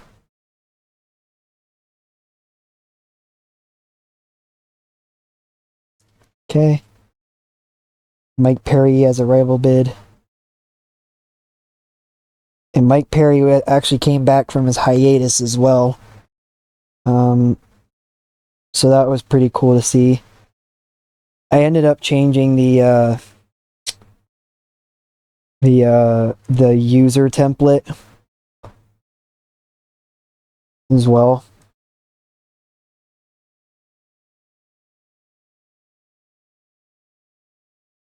Perfect. Please stay with us, Mike. Please come to us. All these fighters, please come to us. All Star Pro would love to have you.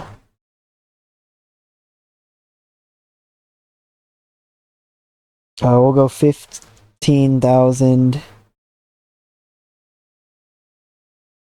50% pay-per-view bonus. 50% of those. I need to improve my offer, it looks like.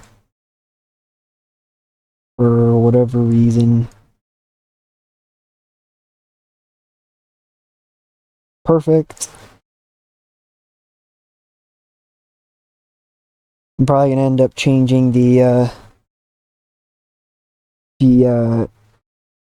user template even further. Make it so it's 100%, and then we'll keep it at 50% of base pay. One guaranteed fight.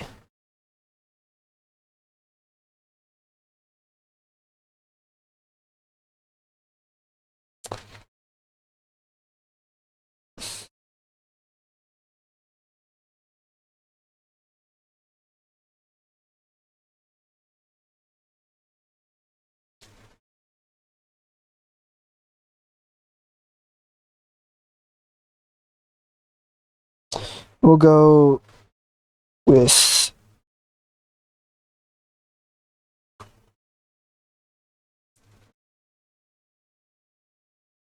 2001 million, I guess.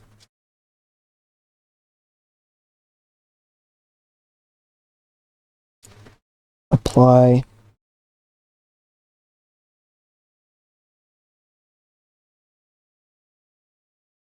Okay. And yeah, you can see that UFC has been making a lot of rival bids over to these fighters. Apply. Perfect.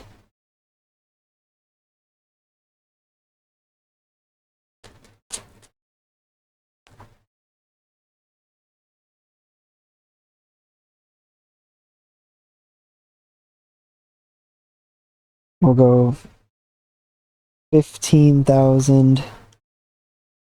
We'll user template first. Okay.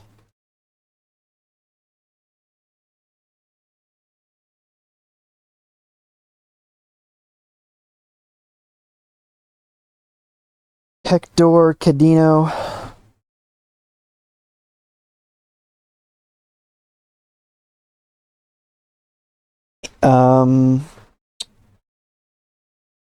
I did skip some of these fighters.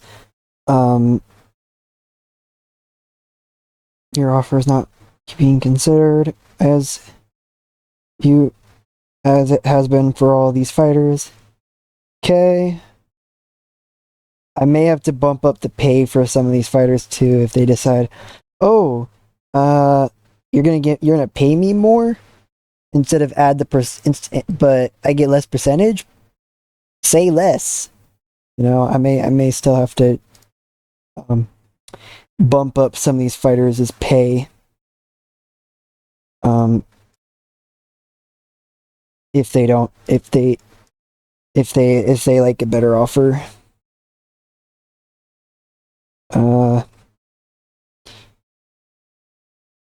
Offer is not being considered.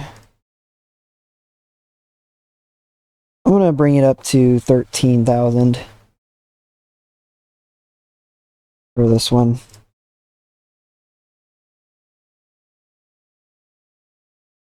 Tetsip Iwahara.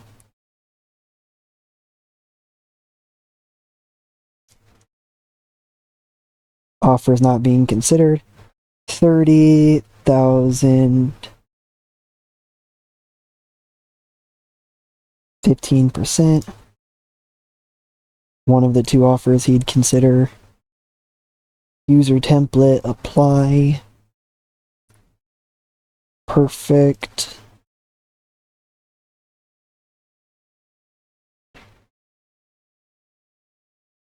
Uyeda Funaki.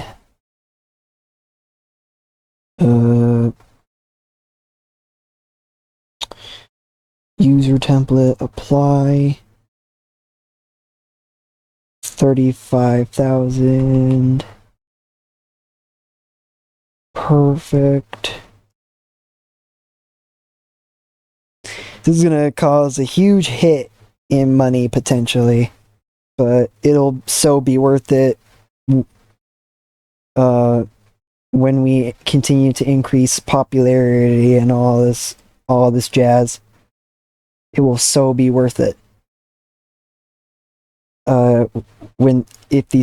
If all these fighters decide to sign with All Star Pro, I've gotten pretty lucky so far, but that doesn't necessarily mean anything.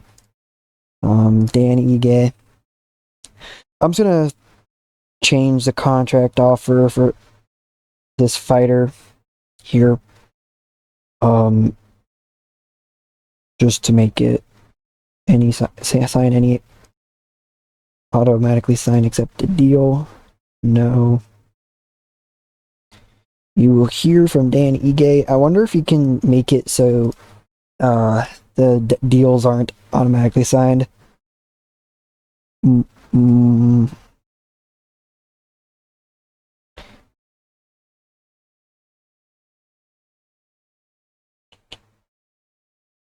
Does not look like it. That's a little unfortunate, but that's okay.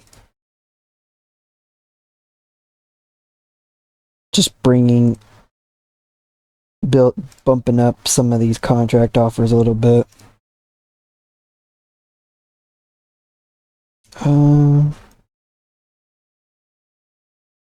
Okay.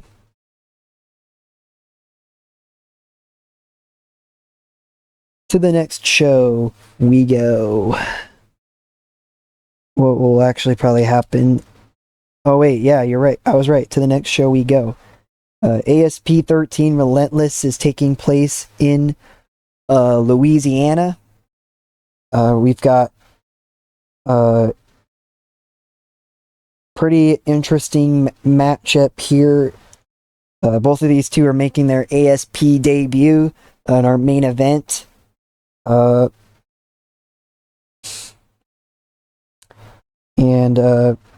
pretty interesting betting lines here. As we move on to the show. We are welcoming you to ASP 13 Relentless. Being held in Louisiana. This is the 13th ASP show of 2024. We are due to have 10 main fights and no preliminaries at all. Main eventing is Harley Golding going head-to-head with Lillian Pettis in a 3-0 ASP female openweight fight. Elsewhere on the show, Benson Benner will take on Josue Ingalls. Roni Mariano Becerra fights Rafael Alves. Jessica Aguilar versus Alondria Brown. 18-year-old Fred Baxley, who was last seen knocking out Rayon Anderson at Uprising.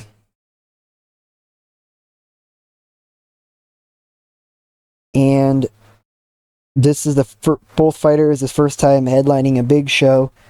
This is the first time they have fought. Both fighters are making their debut tonight at ASP. 1 pick for Golding, 6 picks for Pettis. To speed this part up a little bit, I'm just going to instead of saying ASP debut, I'm just going to say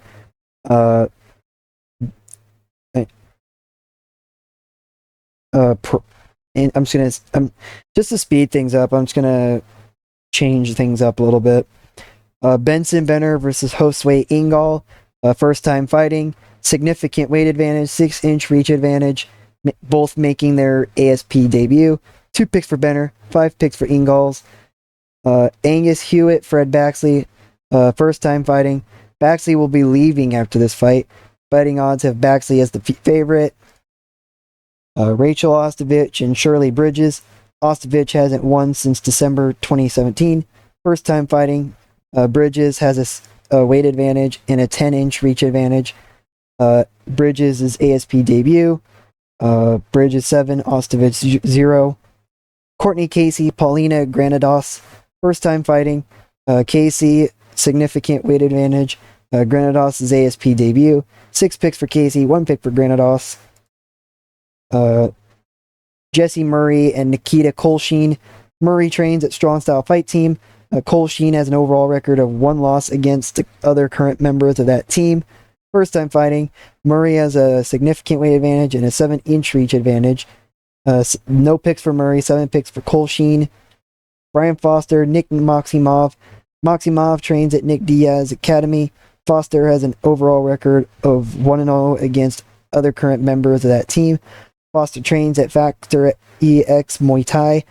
Maximov has an overall record of 2-0 against the other current members of that team. Foster hasn't won since 2018, first time fighting. Maximov will enjoy a significant weight advantage and will be leaving ASP after this fight. Maximov with 7 picks, Foster with 0. Isabel Holyfield and Perla Despain, first time fighting. Despain has a weight advantage and an 11-inch reach advantage, and is Holyfield's ASP debut and Despain's pro debut. 2 picks for Holyfield, 5 picks for Despain. Jessica Aguilar, Alondria Brown, first time fighting. Aguilar has a 7-inch reach advantage. 1 pick for Aguilar, 6 picks for Brown. Roni Mariano Bezerra versus Rafael Alves. Alves, number 8 ranked. Bezerra, 23 ranked. Bezerra's last loss, March 2017. First time fighting. Alves, significant weight advantage. Bezerra's ASP debut. No picks for Bezerra. 7 picks for Alves. Let's get it on to the opening fight. Bezerra defeats Alves in TKO. The fight was great. Jessica Aguilar, Alondria Brown. Alondria Brown wins in submission. The fight was good. Okay. Isabel Holyfield against Perla Despain. Despain wins in TKO. Fight was great. Okay. Brian Foster against Nick Maximov. Maximov loses in TKO. Fight was great. Okay. Jesse Murray and Nikita Kolshin. Nikita Kolshin wins in unanimous decision. Fight was good. Okay. Courtney Casey against Paulina Granados. Courtney Casey wins in unanimous decision. The fight was good. Okay. Rachel Ostovich battles Shirley Bridges. And Bridges wins in knockout. The fight was great. Okay. I have a feeling we will probably be doing well in the critical rating. Angus Hewitt takes on Fred Baxley. In a knockout win from Baxley. The fight was fantastic. Nice. The co-main event is up next. Benson Benner battles Josue Ingles. Josue Ingles defeats Benner in unanimous decision. The fight was good. Okay. Now it's time for our main event. Harley Golding goes up against Lillian Pettis. Lillian Pettis wins in split decision. The main event was average. That's fun. But yeah, we had an 80% critical rating, so that was a great show. And we got a 74, just slightly below low-level international. So that's also great to see. 2,078 in Louisiana, which I believe is our highest attendance, with a $272,736 gate and $4,407 off of pay-per-view.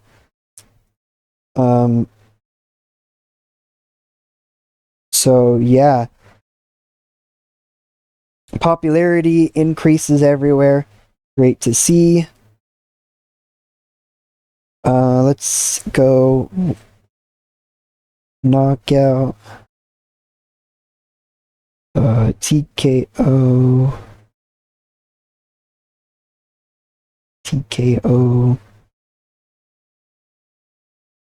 Okay. We ended up gaining $1 million once again in this show. Great stuff there as we move on to ASP 14. And we are continuing the road to the first ever international show in Chugoku Conquest at number 15. Number 15, Burger King foot lettuce. Anyways, yeah, almost done with the shows for this episode. Have you been enjoying this really long episode of just a bunch of different shows going on? A couple of the episodes have been really short. was wondering if you guys would enjoy the shorter episodes. And now we are doing this very long episode. Wondering if people want to see more shows take place in the episodes. Not show as much, but have a bunch of shows, or again, not show as much and have shorter episodes. Let me know what you guys think I should do. If I should do shorter episodes or longer episodes with more shows.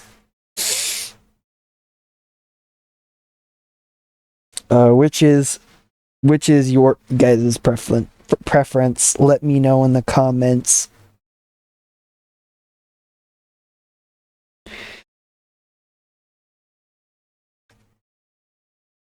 And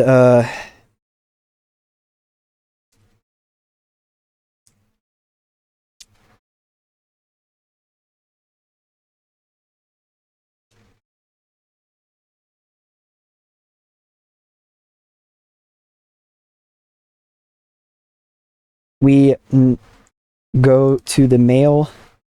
Rival bid updates. Nick Maximov has left.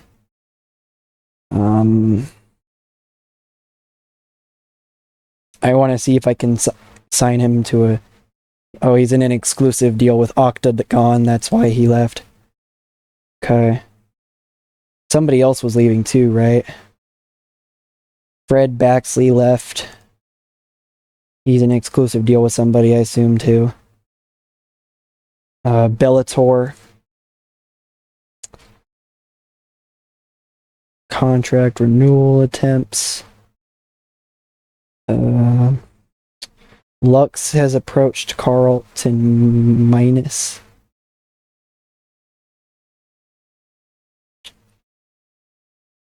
Oh, great. We got somebody that signed an exclusive deal with ACA.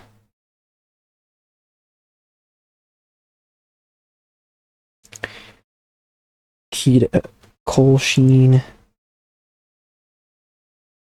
Angus Hewitt.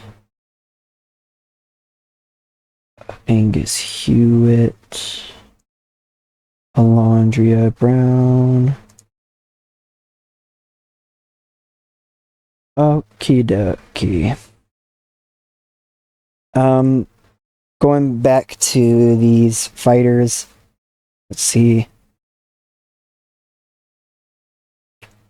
He's seriously considering both offers. So I need to bump up the pay, I believe. Yeah. Let's go to 20,000.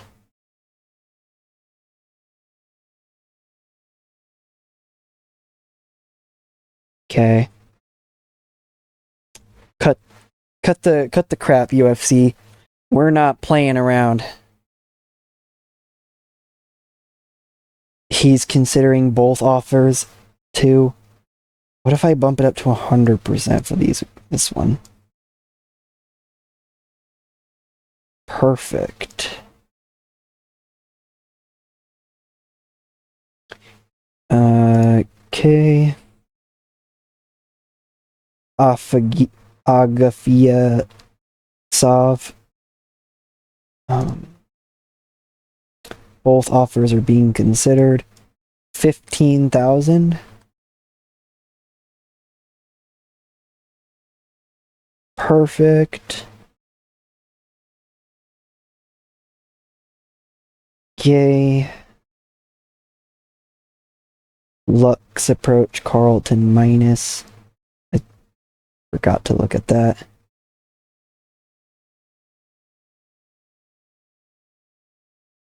Let's see. Let's go 5. Let's throw out the user template.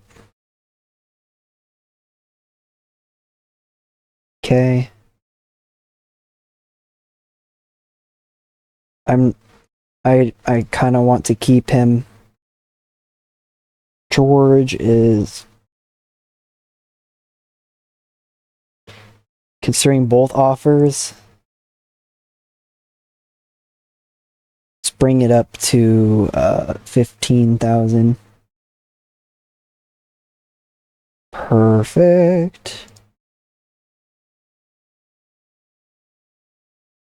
Delete Mike Perry.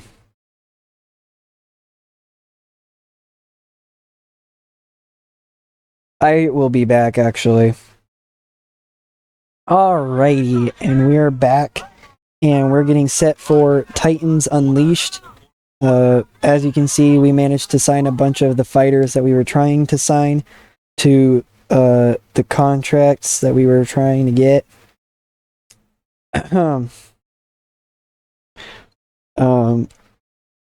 actually wasn't too hard to sign a lot of these fighters. A lot of them I just changed the contract a couple of times, and they were like, "All right, cool, let's join you guys." So, fuck you, UFC. That's what you get for trying to take my fight from trying to take away the fighters that I've been wanting first. You want to be the monopoly? Well, fuck you guys. Anyway, let's move on to the actual show now.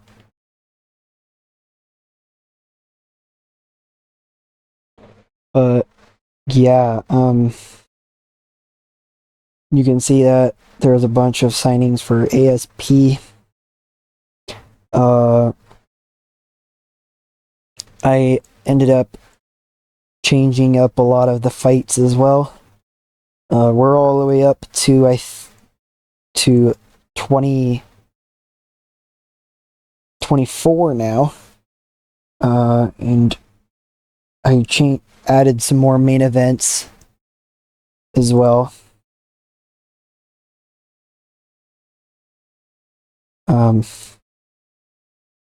I do know there were some challenges that happened too, though. Like over here.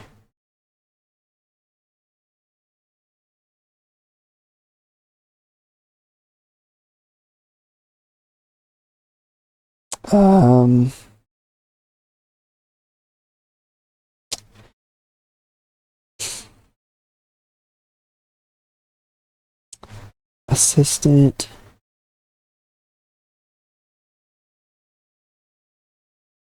There is none.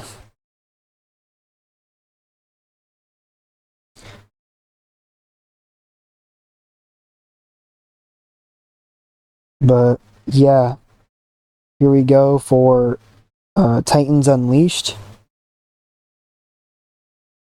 After UFC does their stuff.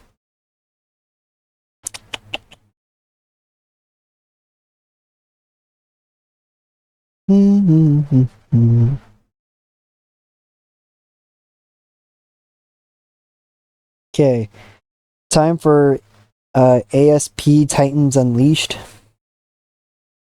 And we've got Danielle Yarborough and Jackson McVeigh for the main event. Both of these two undefeated, so somebody will be losing tonight.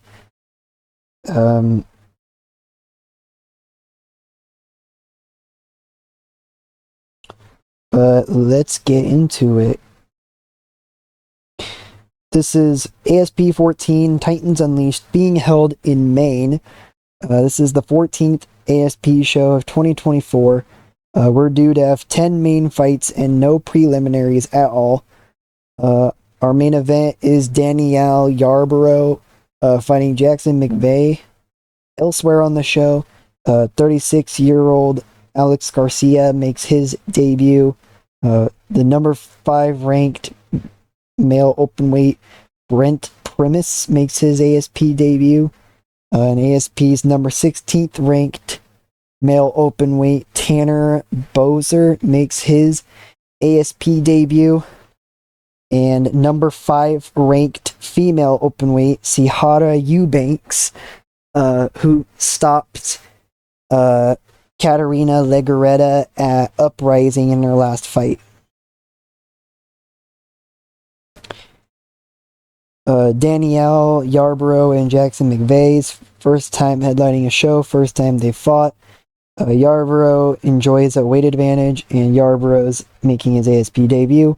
1 pick for Dan, 6 picks for McVeigh. Miranda Barber and Amira Bicknell. The co-main event, first time they fought, Bicknell has a weight advantage and a 5-inch reach advantage. Bicknell making her pro debut. Betting lines have Bicknell as a big favorite. Ciata Eubanks and Annette Nichols. First time they fought, Nichols has a weight advantage and is her ASP debut. 5 picks for Eubanks, 2 picks for Nichols. Aline Pereira versus Bernice Strawn. First time they fought, Strawn has a weight advantage, and Pereira's making her ASP debut, and Strawn's making her pro debut. Pereira with 7 picks. Adonis Grube versus Cedric Katambwa. The first time they fought, Grube has a weight advantage and a 9-inch reach advantage, and is making his pro debut. 2 picks for Grube, 5 picks for Katambwa. Tanner Boser versus Kelvin Tiller. Tiller has finished 4 of his last 5 opponents. Tiller is the number 12th ranked male openweight in ASP. Boser is number 16. First time they fought, Tiller has a significant weight advantage and will be leaving ASP after this fight, and is Boser's ASP debut. 5 picks for Boser, 2 picks for Tiller. Valerie Ann Marie Soto versus Hope Chase. First time they fought, Chase has a weight advantage. 2 picks for Soto, 5 picks for Chase. Lisa Verosa, Katarina Legarreta. First time they fought, 1 pick for Zosa and 6 picks for Legarreta. Olivier Kleinman versus Brent Primus. First time they fought, Kleinman has a weight advantage and a 6-inch reach advantage. And Kleinman's a big favorite to win, with Primus making his ASP debut. Alex Garcia and Asher Gibson. Garcia hasn't won since November 2017, the first time they fought. Garcia has a weight advantage and an 11-inch reach advantage, and is his ASP debut. Gibson making his pro debut. Garcia is the favorite. We go on to the opening contest. Garcia defeats Gibson in a unanimous decision. Opening contest is average. Olivier Kleinman fights Brent Primus. Olivier Kleinman wins in unanimous decision. Fight was good. Okay. Lisa Versosa against Katarina Legarreta. Katarina Legarreta wins in split decision. The fight was good. Okay. Valerie Ann Marie Soto against Hope Chase. Valerie Ann Marie Soto wins in submission. Fight was good. Okay. Tanner Boser versus Kelvin Tiller. Boser wins in unanimous decision. The fight was decent. Okay. Adonis Grube squares off with Cedric Katambwa. Katambwa wins in unanimous decision. The fight was decent. So, Katambwa is technically undefeated, even though he has a no contest. Great job there for Cedric Katambwa. Bernice Strawn and Aline Pereira. Aline Pereira battling Bernice Strawn. Pereira wins in unanimous decision. The fight was good. Okay. Eubanks loses to Nichols in submission. The fight was great. Okay. And the co-main event, Miranda Barber defeats Bicknell in unanimous decision. The fight was decent. Okay. And now it's time for the main event. McVeigh defeats Yarborough in submission. The fight was great.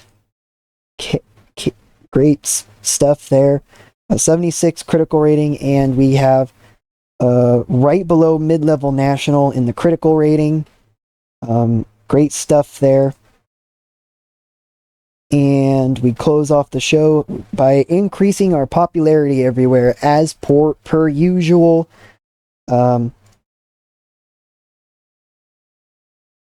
Submission.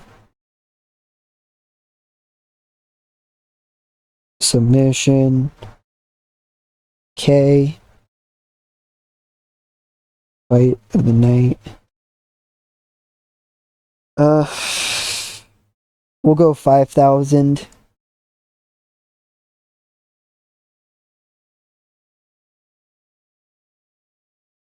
I'm sure we're still going to get a bunch of money. Yep, I was right. We got $835,768 off of this show as well. And yeah, once again, continuing to increase popularity and make some money. Doing some great work with that.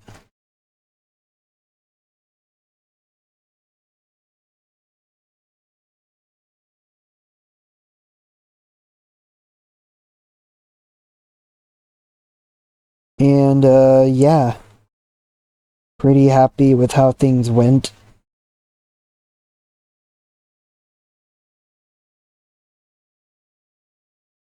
And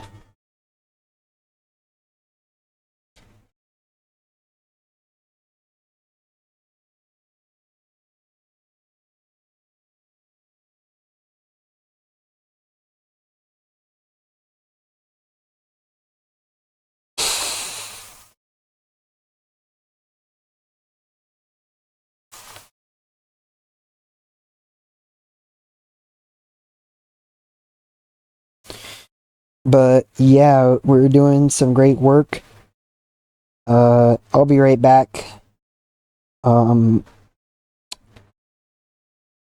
Yeah, I'll be right back. Okay, I'm back, and I got some stuff to continue on going. I'm still the only one he's seriously considering. We got a bunch of automatic signings as well. Contract renewal attempts. Contract renewal attempts. Kelvin Tiller leaves.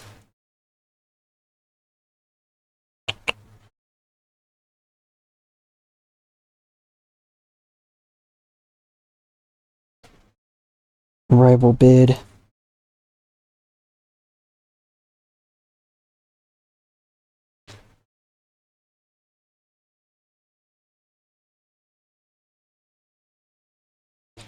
Automatic signing. We got a bunch of fighters once again signing with ASP. Contract renewal attempt. Automatic signing. Rival bid update. Automatic signing.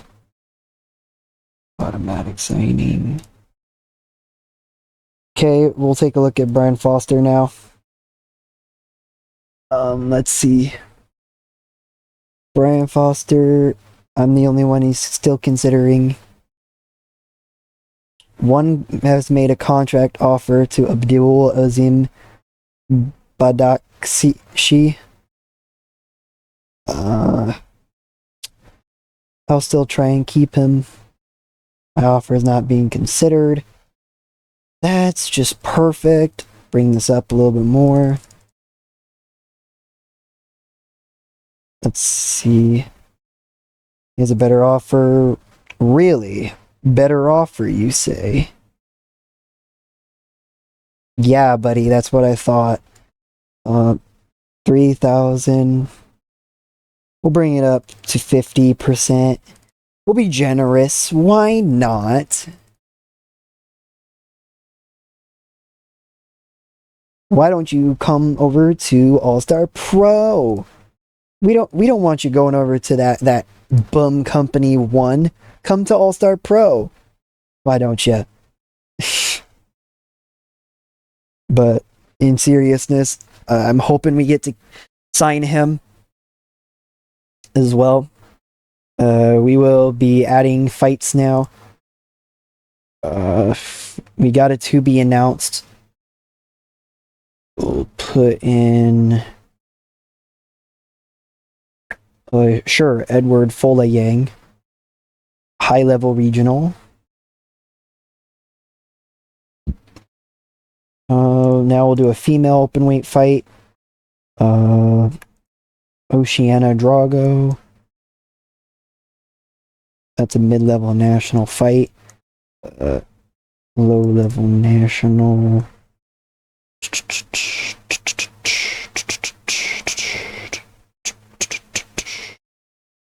Low-level national.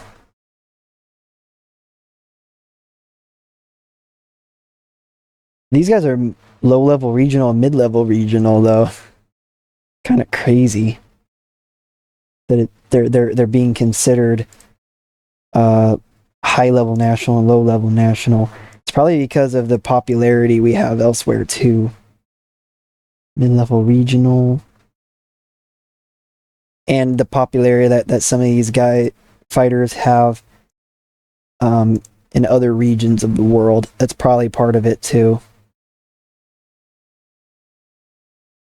1, 2, 3, 4. 1, 2, 3. And we'll do a female open weight fight. Oceana Camacho. Perfect. New World Order is going to be stacked. Perfect. High level regional. Add a fight. Female open weight. Ranking. We'll go by ranking. Nobody's currently ranked anything, so that doesn't really work. Low level national. Okay. Rivalry of the Ages. Male open weight.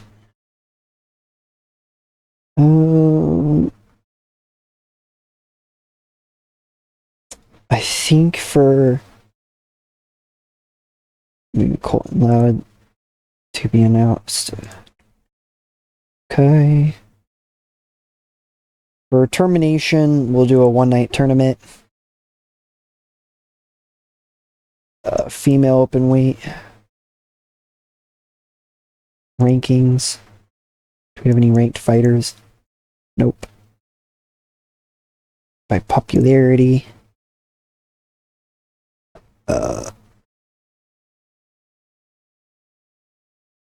Oceana Drago.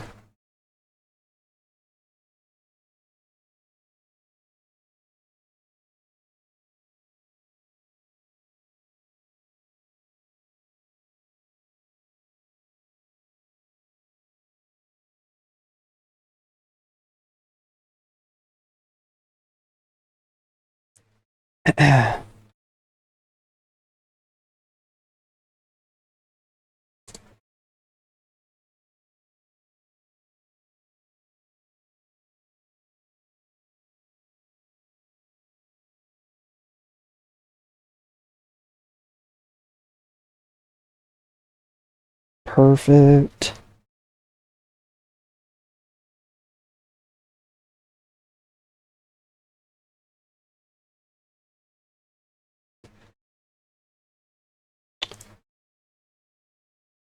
There was a couple of male open weight fighters available too. I saw that earlier. Kings of the Ring. High level regional. Sure. And for breakdown, female open weights. We'll do another one night tournament.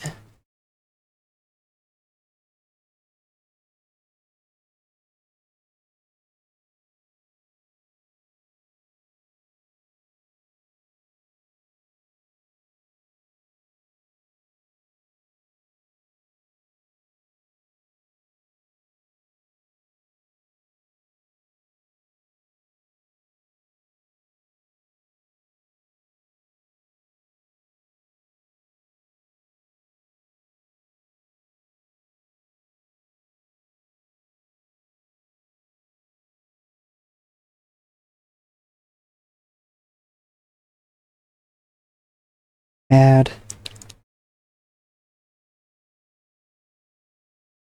Perfect. The storm in Tohoku.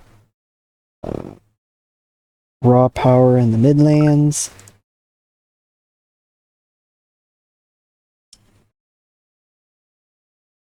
One, two, three, four. We'll do a perfect.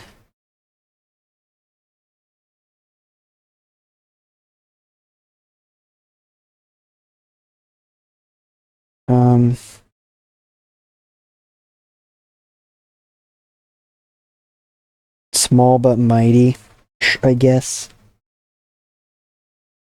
I'm just throwing out random names. I don't even really care.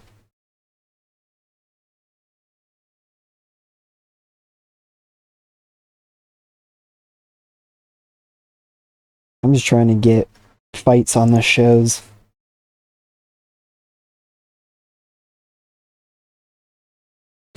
Murdrya Novak.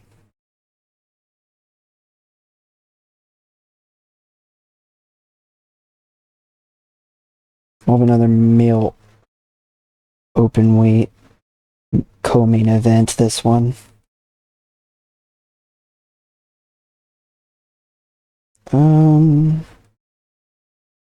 Just to change things up. Oh yeah, I forgot we still have two to be announced for Wicked. I could probably change this up to 20, what was it? 26. I'll change it up to 26. Rivalry of the Ages.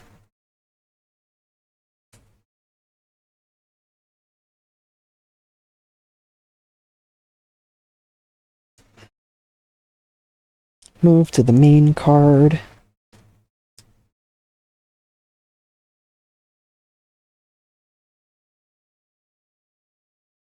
Hopefully I can move this up to 24.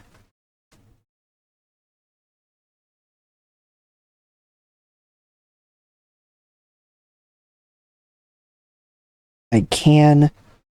I'm gonna see if I can move this to 24 as well. I can. Perfect. So we're up to 26 now, I believe.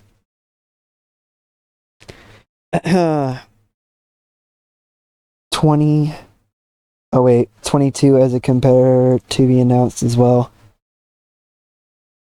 22. We have a to be announced. Oh.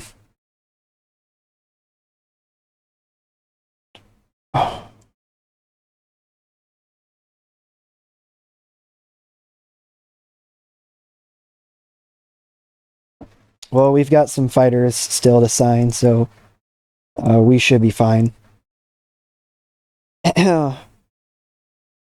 Getting set for our final show of the episode, Chugoku Conquest.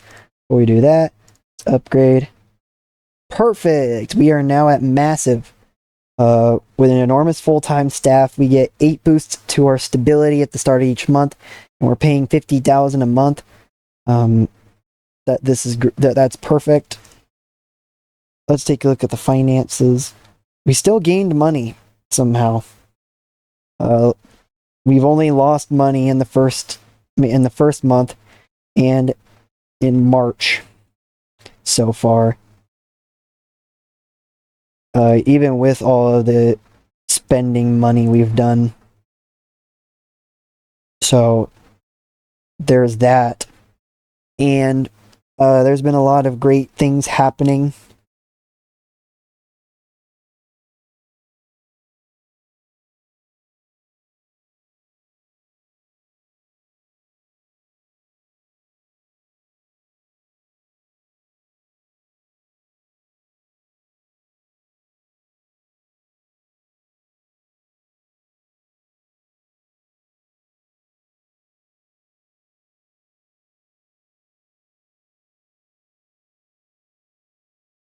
I'm very excited though. Um,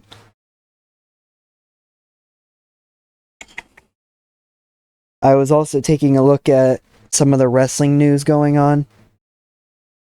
Uh, and I'm very excited for what AEW has in store. 2026 is going to be a great year. 2025 was a great year for AEW. That's my opinion. But 2026 will be a great year for AEW as well.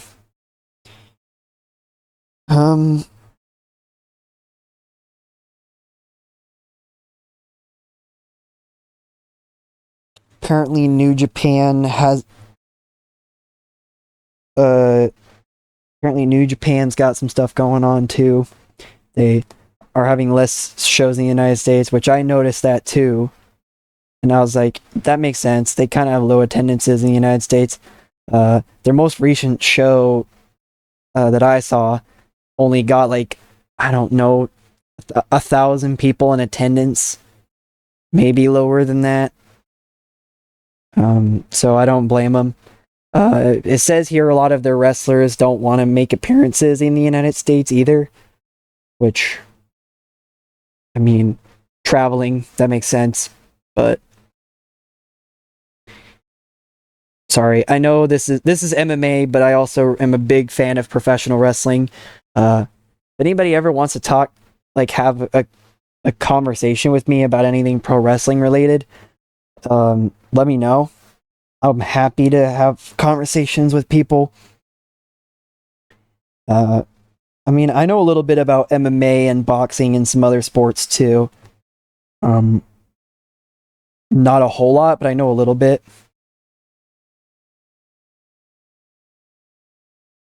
Um,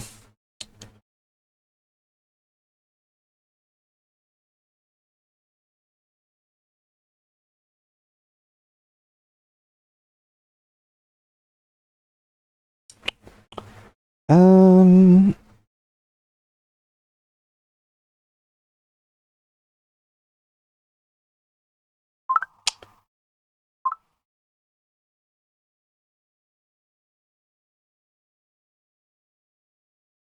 yeah, I'm not seeing a whole lot else newsworthy wise.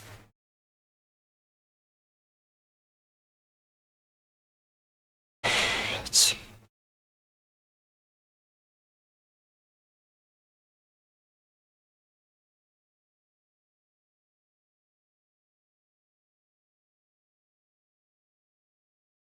Oh yeah, I forgot about the smashing machine that The Rock uh acted in.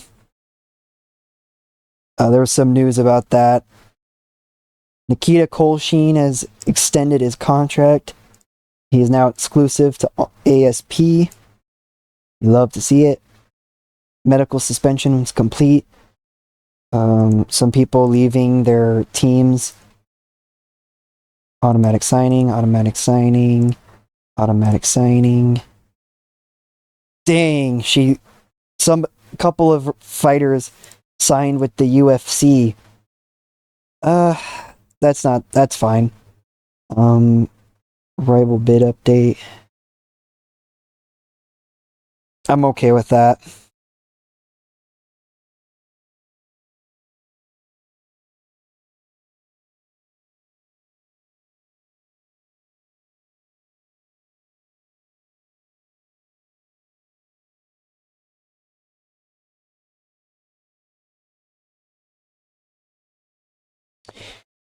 Let's see.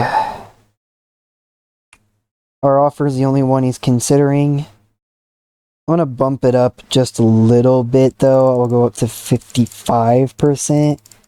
I am being generous, okay? I want to take a look at the rival bids, actually. One is giving him slightly more than I am, but the percentage wise is a lot better. And he would not be cut for free after suffering a loss. I don't I don't believe in cutting people after suffering a loss anyway. Maybe if they aren't popular, I may cut them, but even then, I'll probably just end up waiting until their contract's up and not automatically sign, or if somebody else takes them, for example, they can go right ahead. Souza, I kind of want to keep him. I still kind of want to keep him. Show, because he's high level regional. Perfect. And we get set to continue on for our final show of the episode.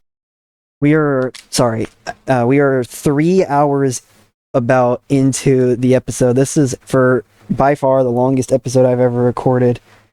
I don't know if I'm gonna keep doing this many shows. It's a lot. I don't think I'm gonna do this many shows again. At least in WMMA 5. It's a lot easier to do this kind of stuff at TW9 because I could just hold a whole bunch of events and then just call it a day.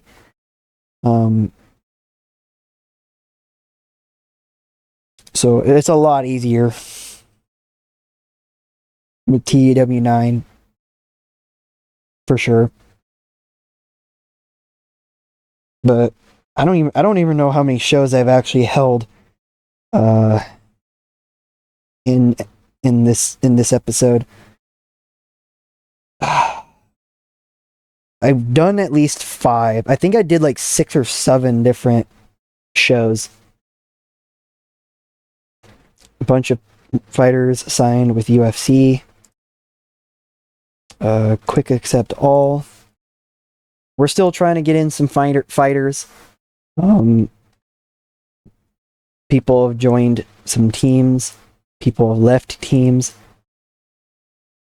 Trinaldo signed with UFC. And we got another deal with UFC. Considering that we managed to sign like most of the fighters, I'm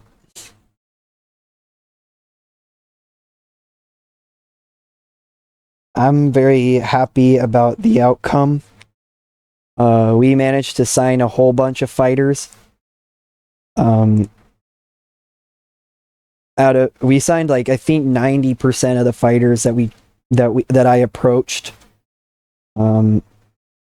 Elimination. We still have a to be announced.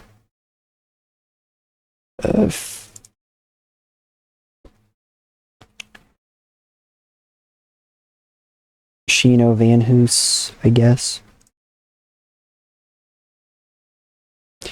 And then Brian Barberina.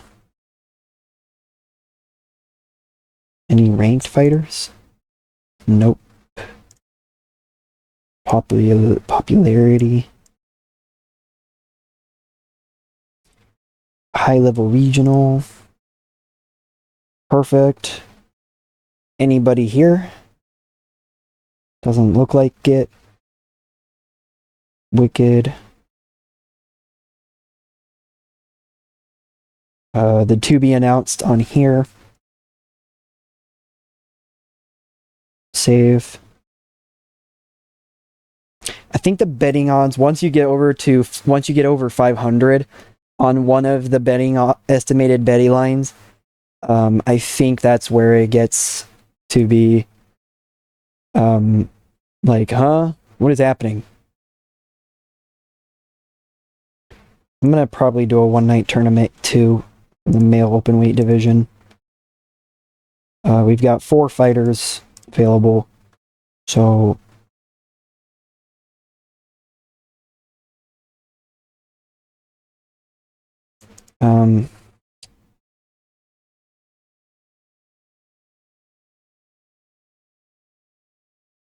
rival clash, because I again, I don't really care about the tournament names. I'm just trying to get fighters on shows. 1, 2, 3, 4, 5. Perfect. That means we can add the female open weight fights now.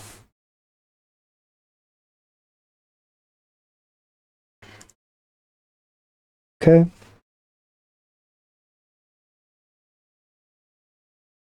Add. This would be taking place in China too.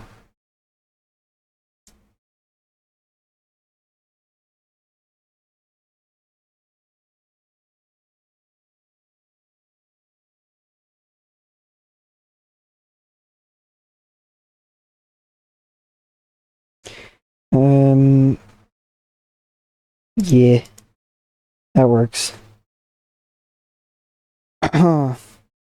Add fight. Okay. Now we're all the way up to 25, I think. Let me take a look.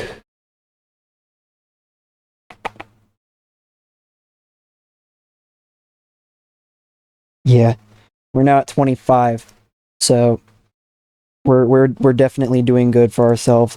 And we've still got fighters to sign potentially, so I'm not worried at all. We'll probably end up signing most of, if not all, those fighters too.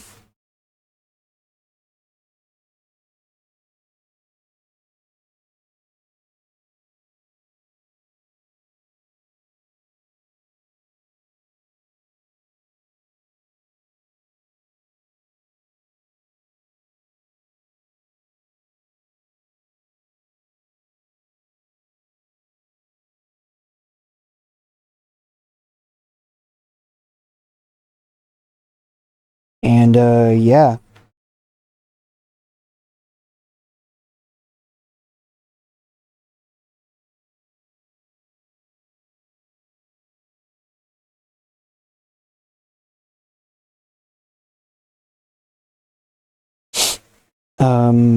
We're just getting set for Chugoku Conquest now. Hopefully we can skip through. We got some more signings, some extensions, and some new signings, probably. Joins fight team. Courtney Casey has been offered a contract with Lux. She's a mid-level regional. I'm gonna try to keep her.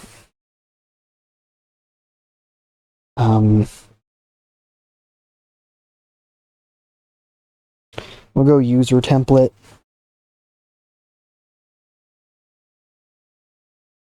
I don't even care. I want to keep her because she's decent. She's undefeated at the moment in ASP as well. We're gonna go to matchmaking now. Go to 26 and add our last female open weight fight.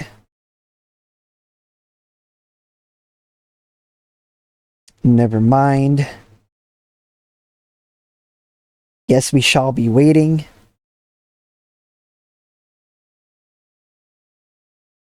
Colton Loud. Let's go Colton Loud and Chilo Carizales. Any other to be announced? I'm not sure. If there is any other to be announced, I will do my best to change that. There is another to be announced.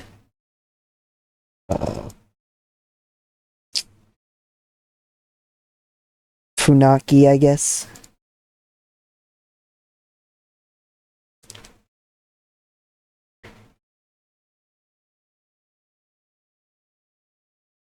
Sure.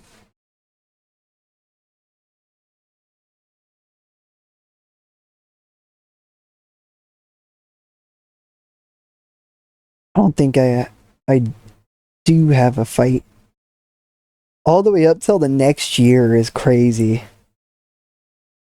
Do I have any more? I don't think so. I'm gonna try and keep it that way too. Cause why the hell are we doing that? No, thank you. I'm actually gonna move this to 26. Move to main card. Perfect. End of the good times. We'll do a male open weight tournament. I think is what we're gonna do. Yep. We'll do a male open weight tournament. Mike Perry, Masaoka, Iwahara, George,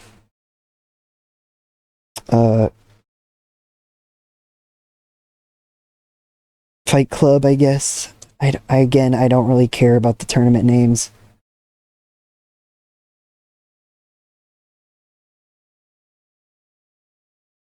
Okay.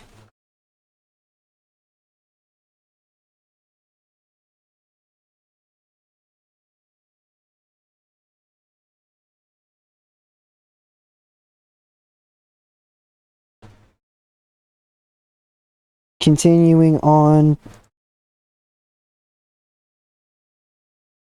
Trying to go to the next show. Signing the rest of the fighters. Great job. Great stuff.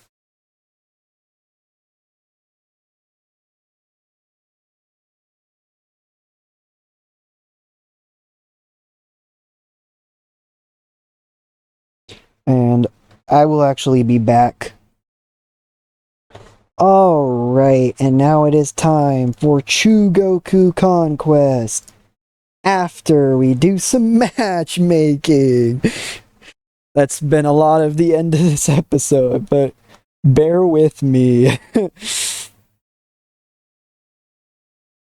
Time add what another. How's the female open weight division looking? Sure, we'll do another tournament.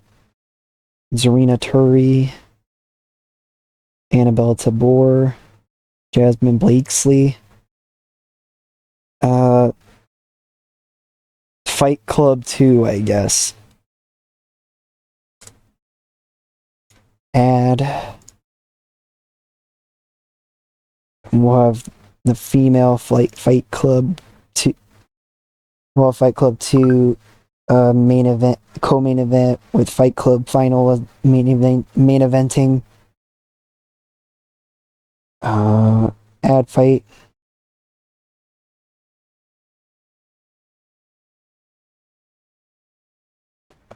Kawamba, I guess. Mid-level regional. 1, 2, 3, 4.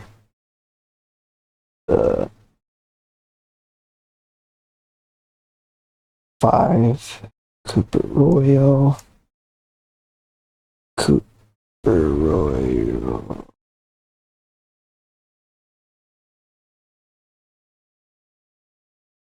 Low-level national, sure, why not?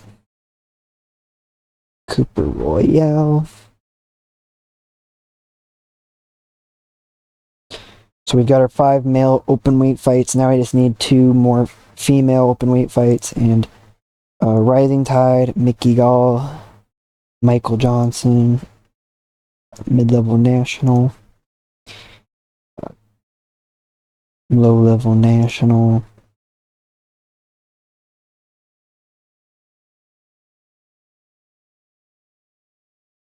Anything going on here?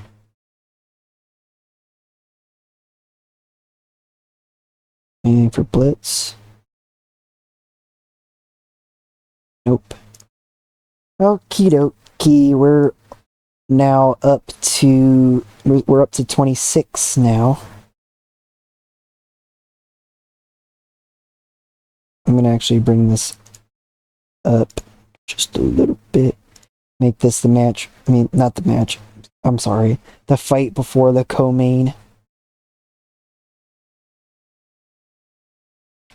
Put these two fights before the finals.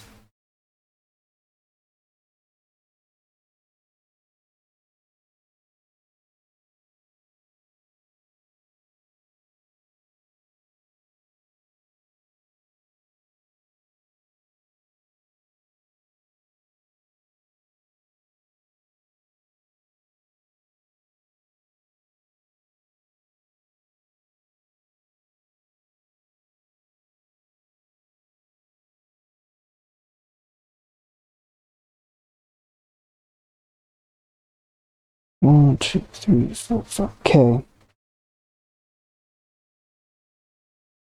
Now let's go to Chugoku Conquest.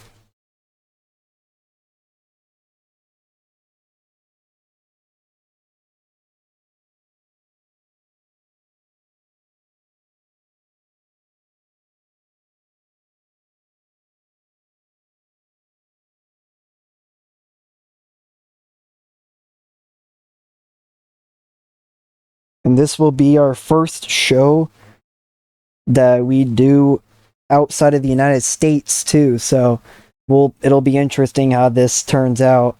I tried to put a good show for Chugoku Conquest, but I also didn't have very many fighters that were popular in Japan for this show. So I'm a little nervous. I'm not gonna lie, I'm a little nervous. I'm hoping that we end up okay. Ben Nguyen and Horiuchi is the main event for this bout. Horiuchi is actually from Japan, so that helps him out a lot. Mizuki Inoue is from Japan. Aichi to be exact. So yeah, again, I'm a little nervous, but I we'll see how it goes. This will be our last show of the night too. This last show of the episode. We welcome ASP 15 Chugoku Conquest being held in Chugoku, Japan. This is the 15th All-Star Pro show of 2024 and the first All-Star Pro show outside the United States.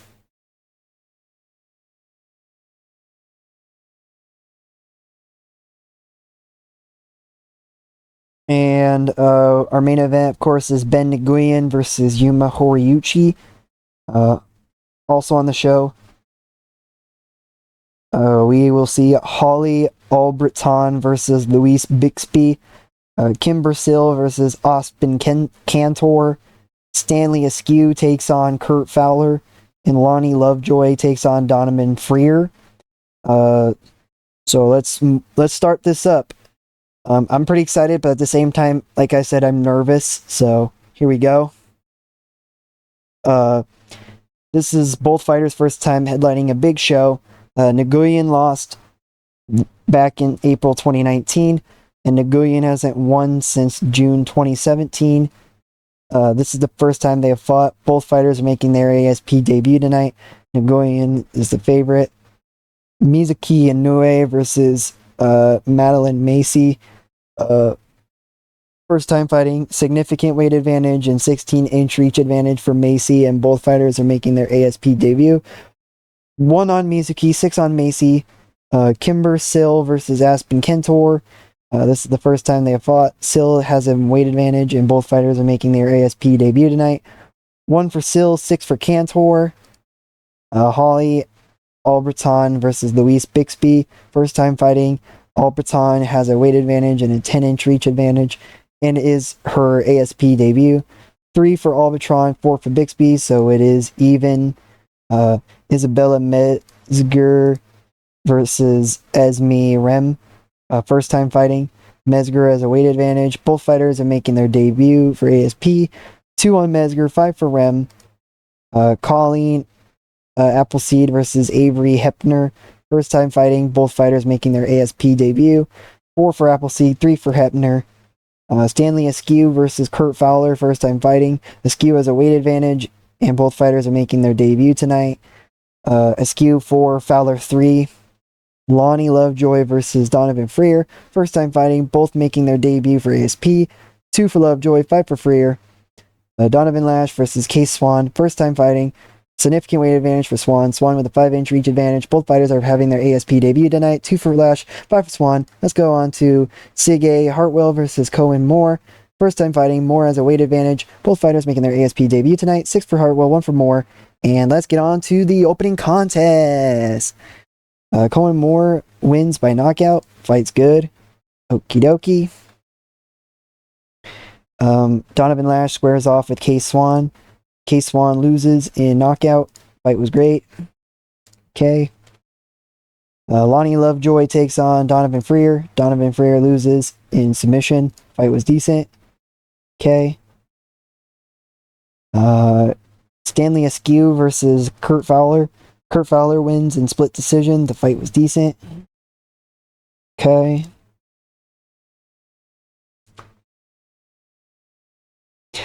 Colleen Appleseed and Avery Hepner is up next. Avery Hepner defeats Colleen Appleseed in unanimous decision. The fight was average. Okay. And Isabella Mesger battles Esme Rem. Esme Rem defeats Isabella Mesger in submission. The fight was great. Okay. Holly Albritton versus Louise Bixby.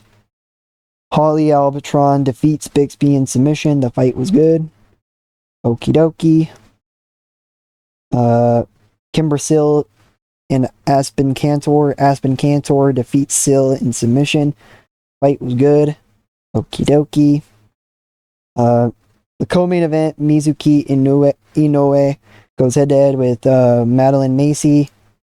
Madeline Macy defeats the home country hero in TKO. The fight was good. Okay. Now we move on to the main event on Nguyen and Horiuchi. Horiuchi wins. The hometown hero, the home country hero wins. Horiuchi defeats Nguyen in TKO. The fight was great. What a main event. Great job for Yuma Horiuchi.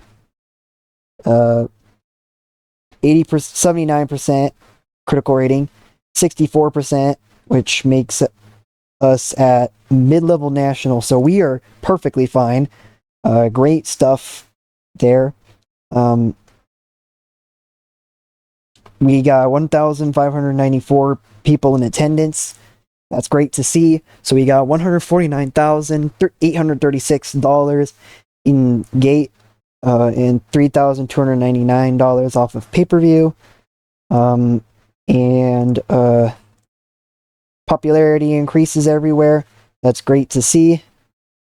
And we're going to bump this up to $10,000 for each award. Knockout, submission, knockout, fight of the night. Okay. Give out awards. And we lost money. Maybe I shouldn't have given out those awards.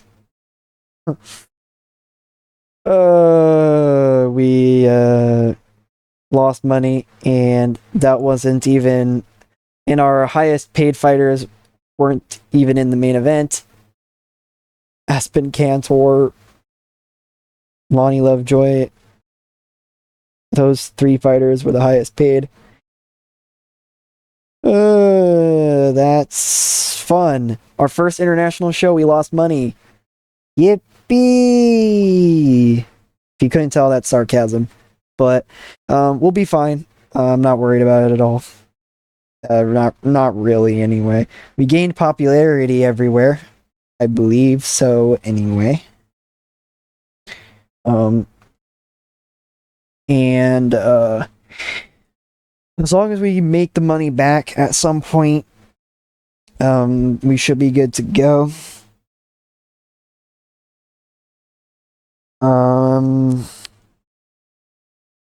But yeah, first I want to take a look at the mail and everything else and see if there anything pops up before I end the episode.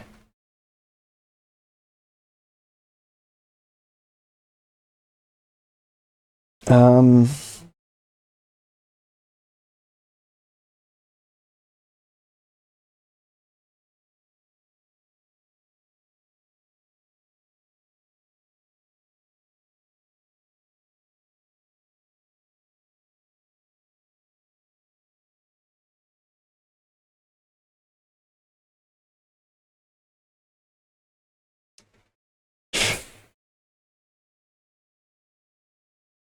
um,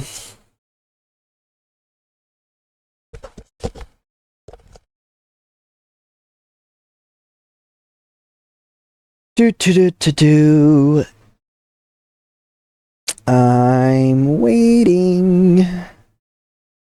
Well, I guess I could do no resistance since it's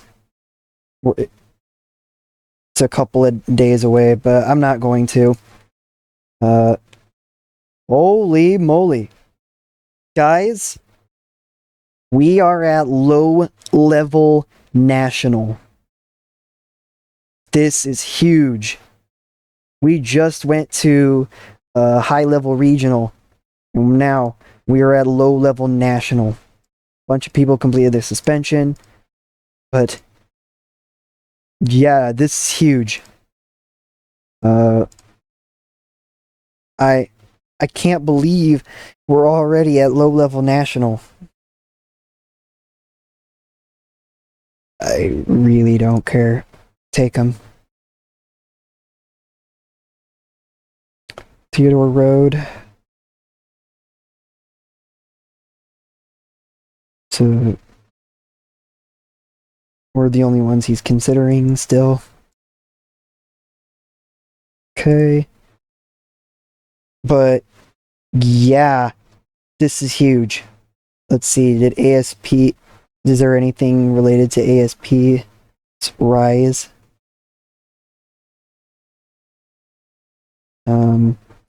Bunch of people on the market talking a bunch of contract statuses. I don't see anything about All-Star Pro though.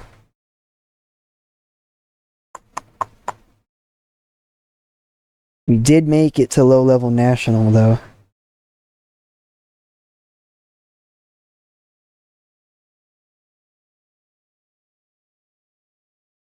Bunch of people cut.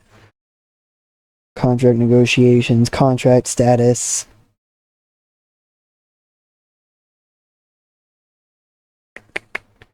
Yeah, I'm not seeing anything about All-Star Pro. I kind of just want to look through the news and just see what's all going on. Oh wait, here we go. All-Star Pro has risen to the status of low-level national.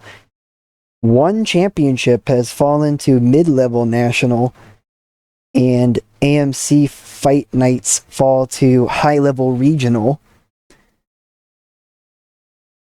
Pablo Lozada joins MMA.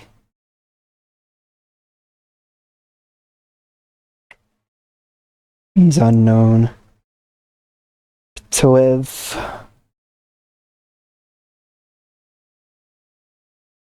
Low-level regional. Not worth it. Ovsyannikov.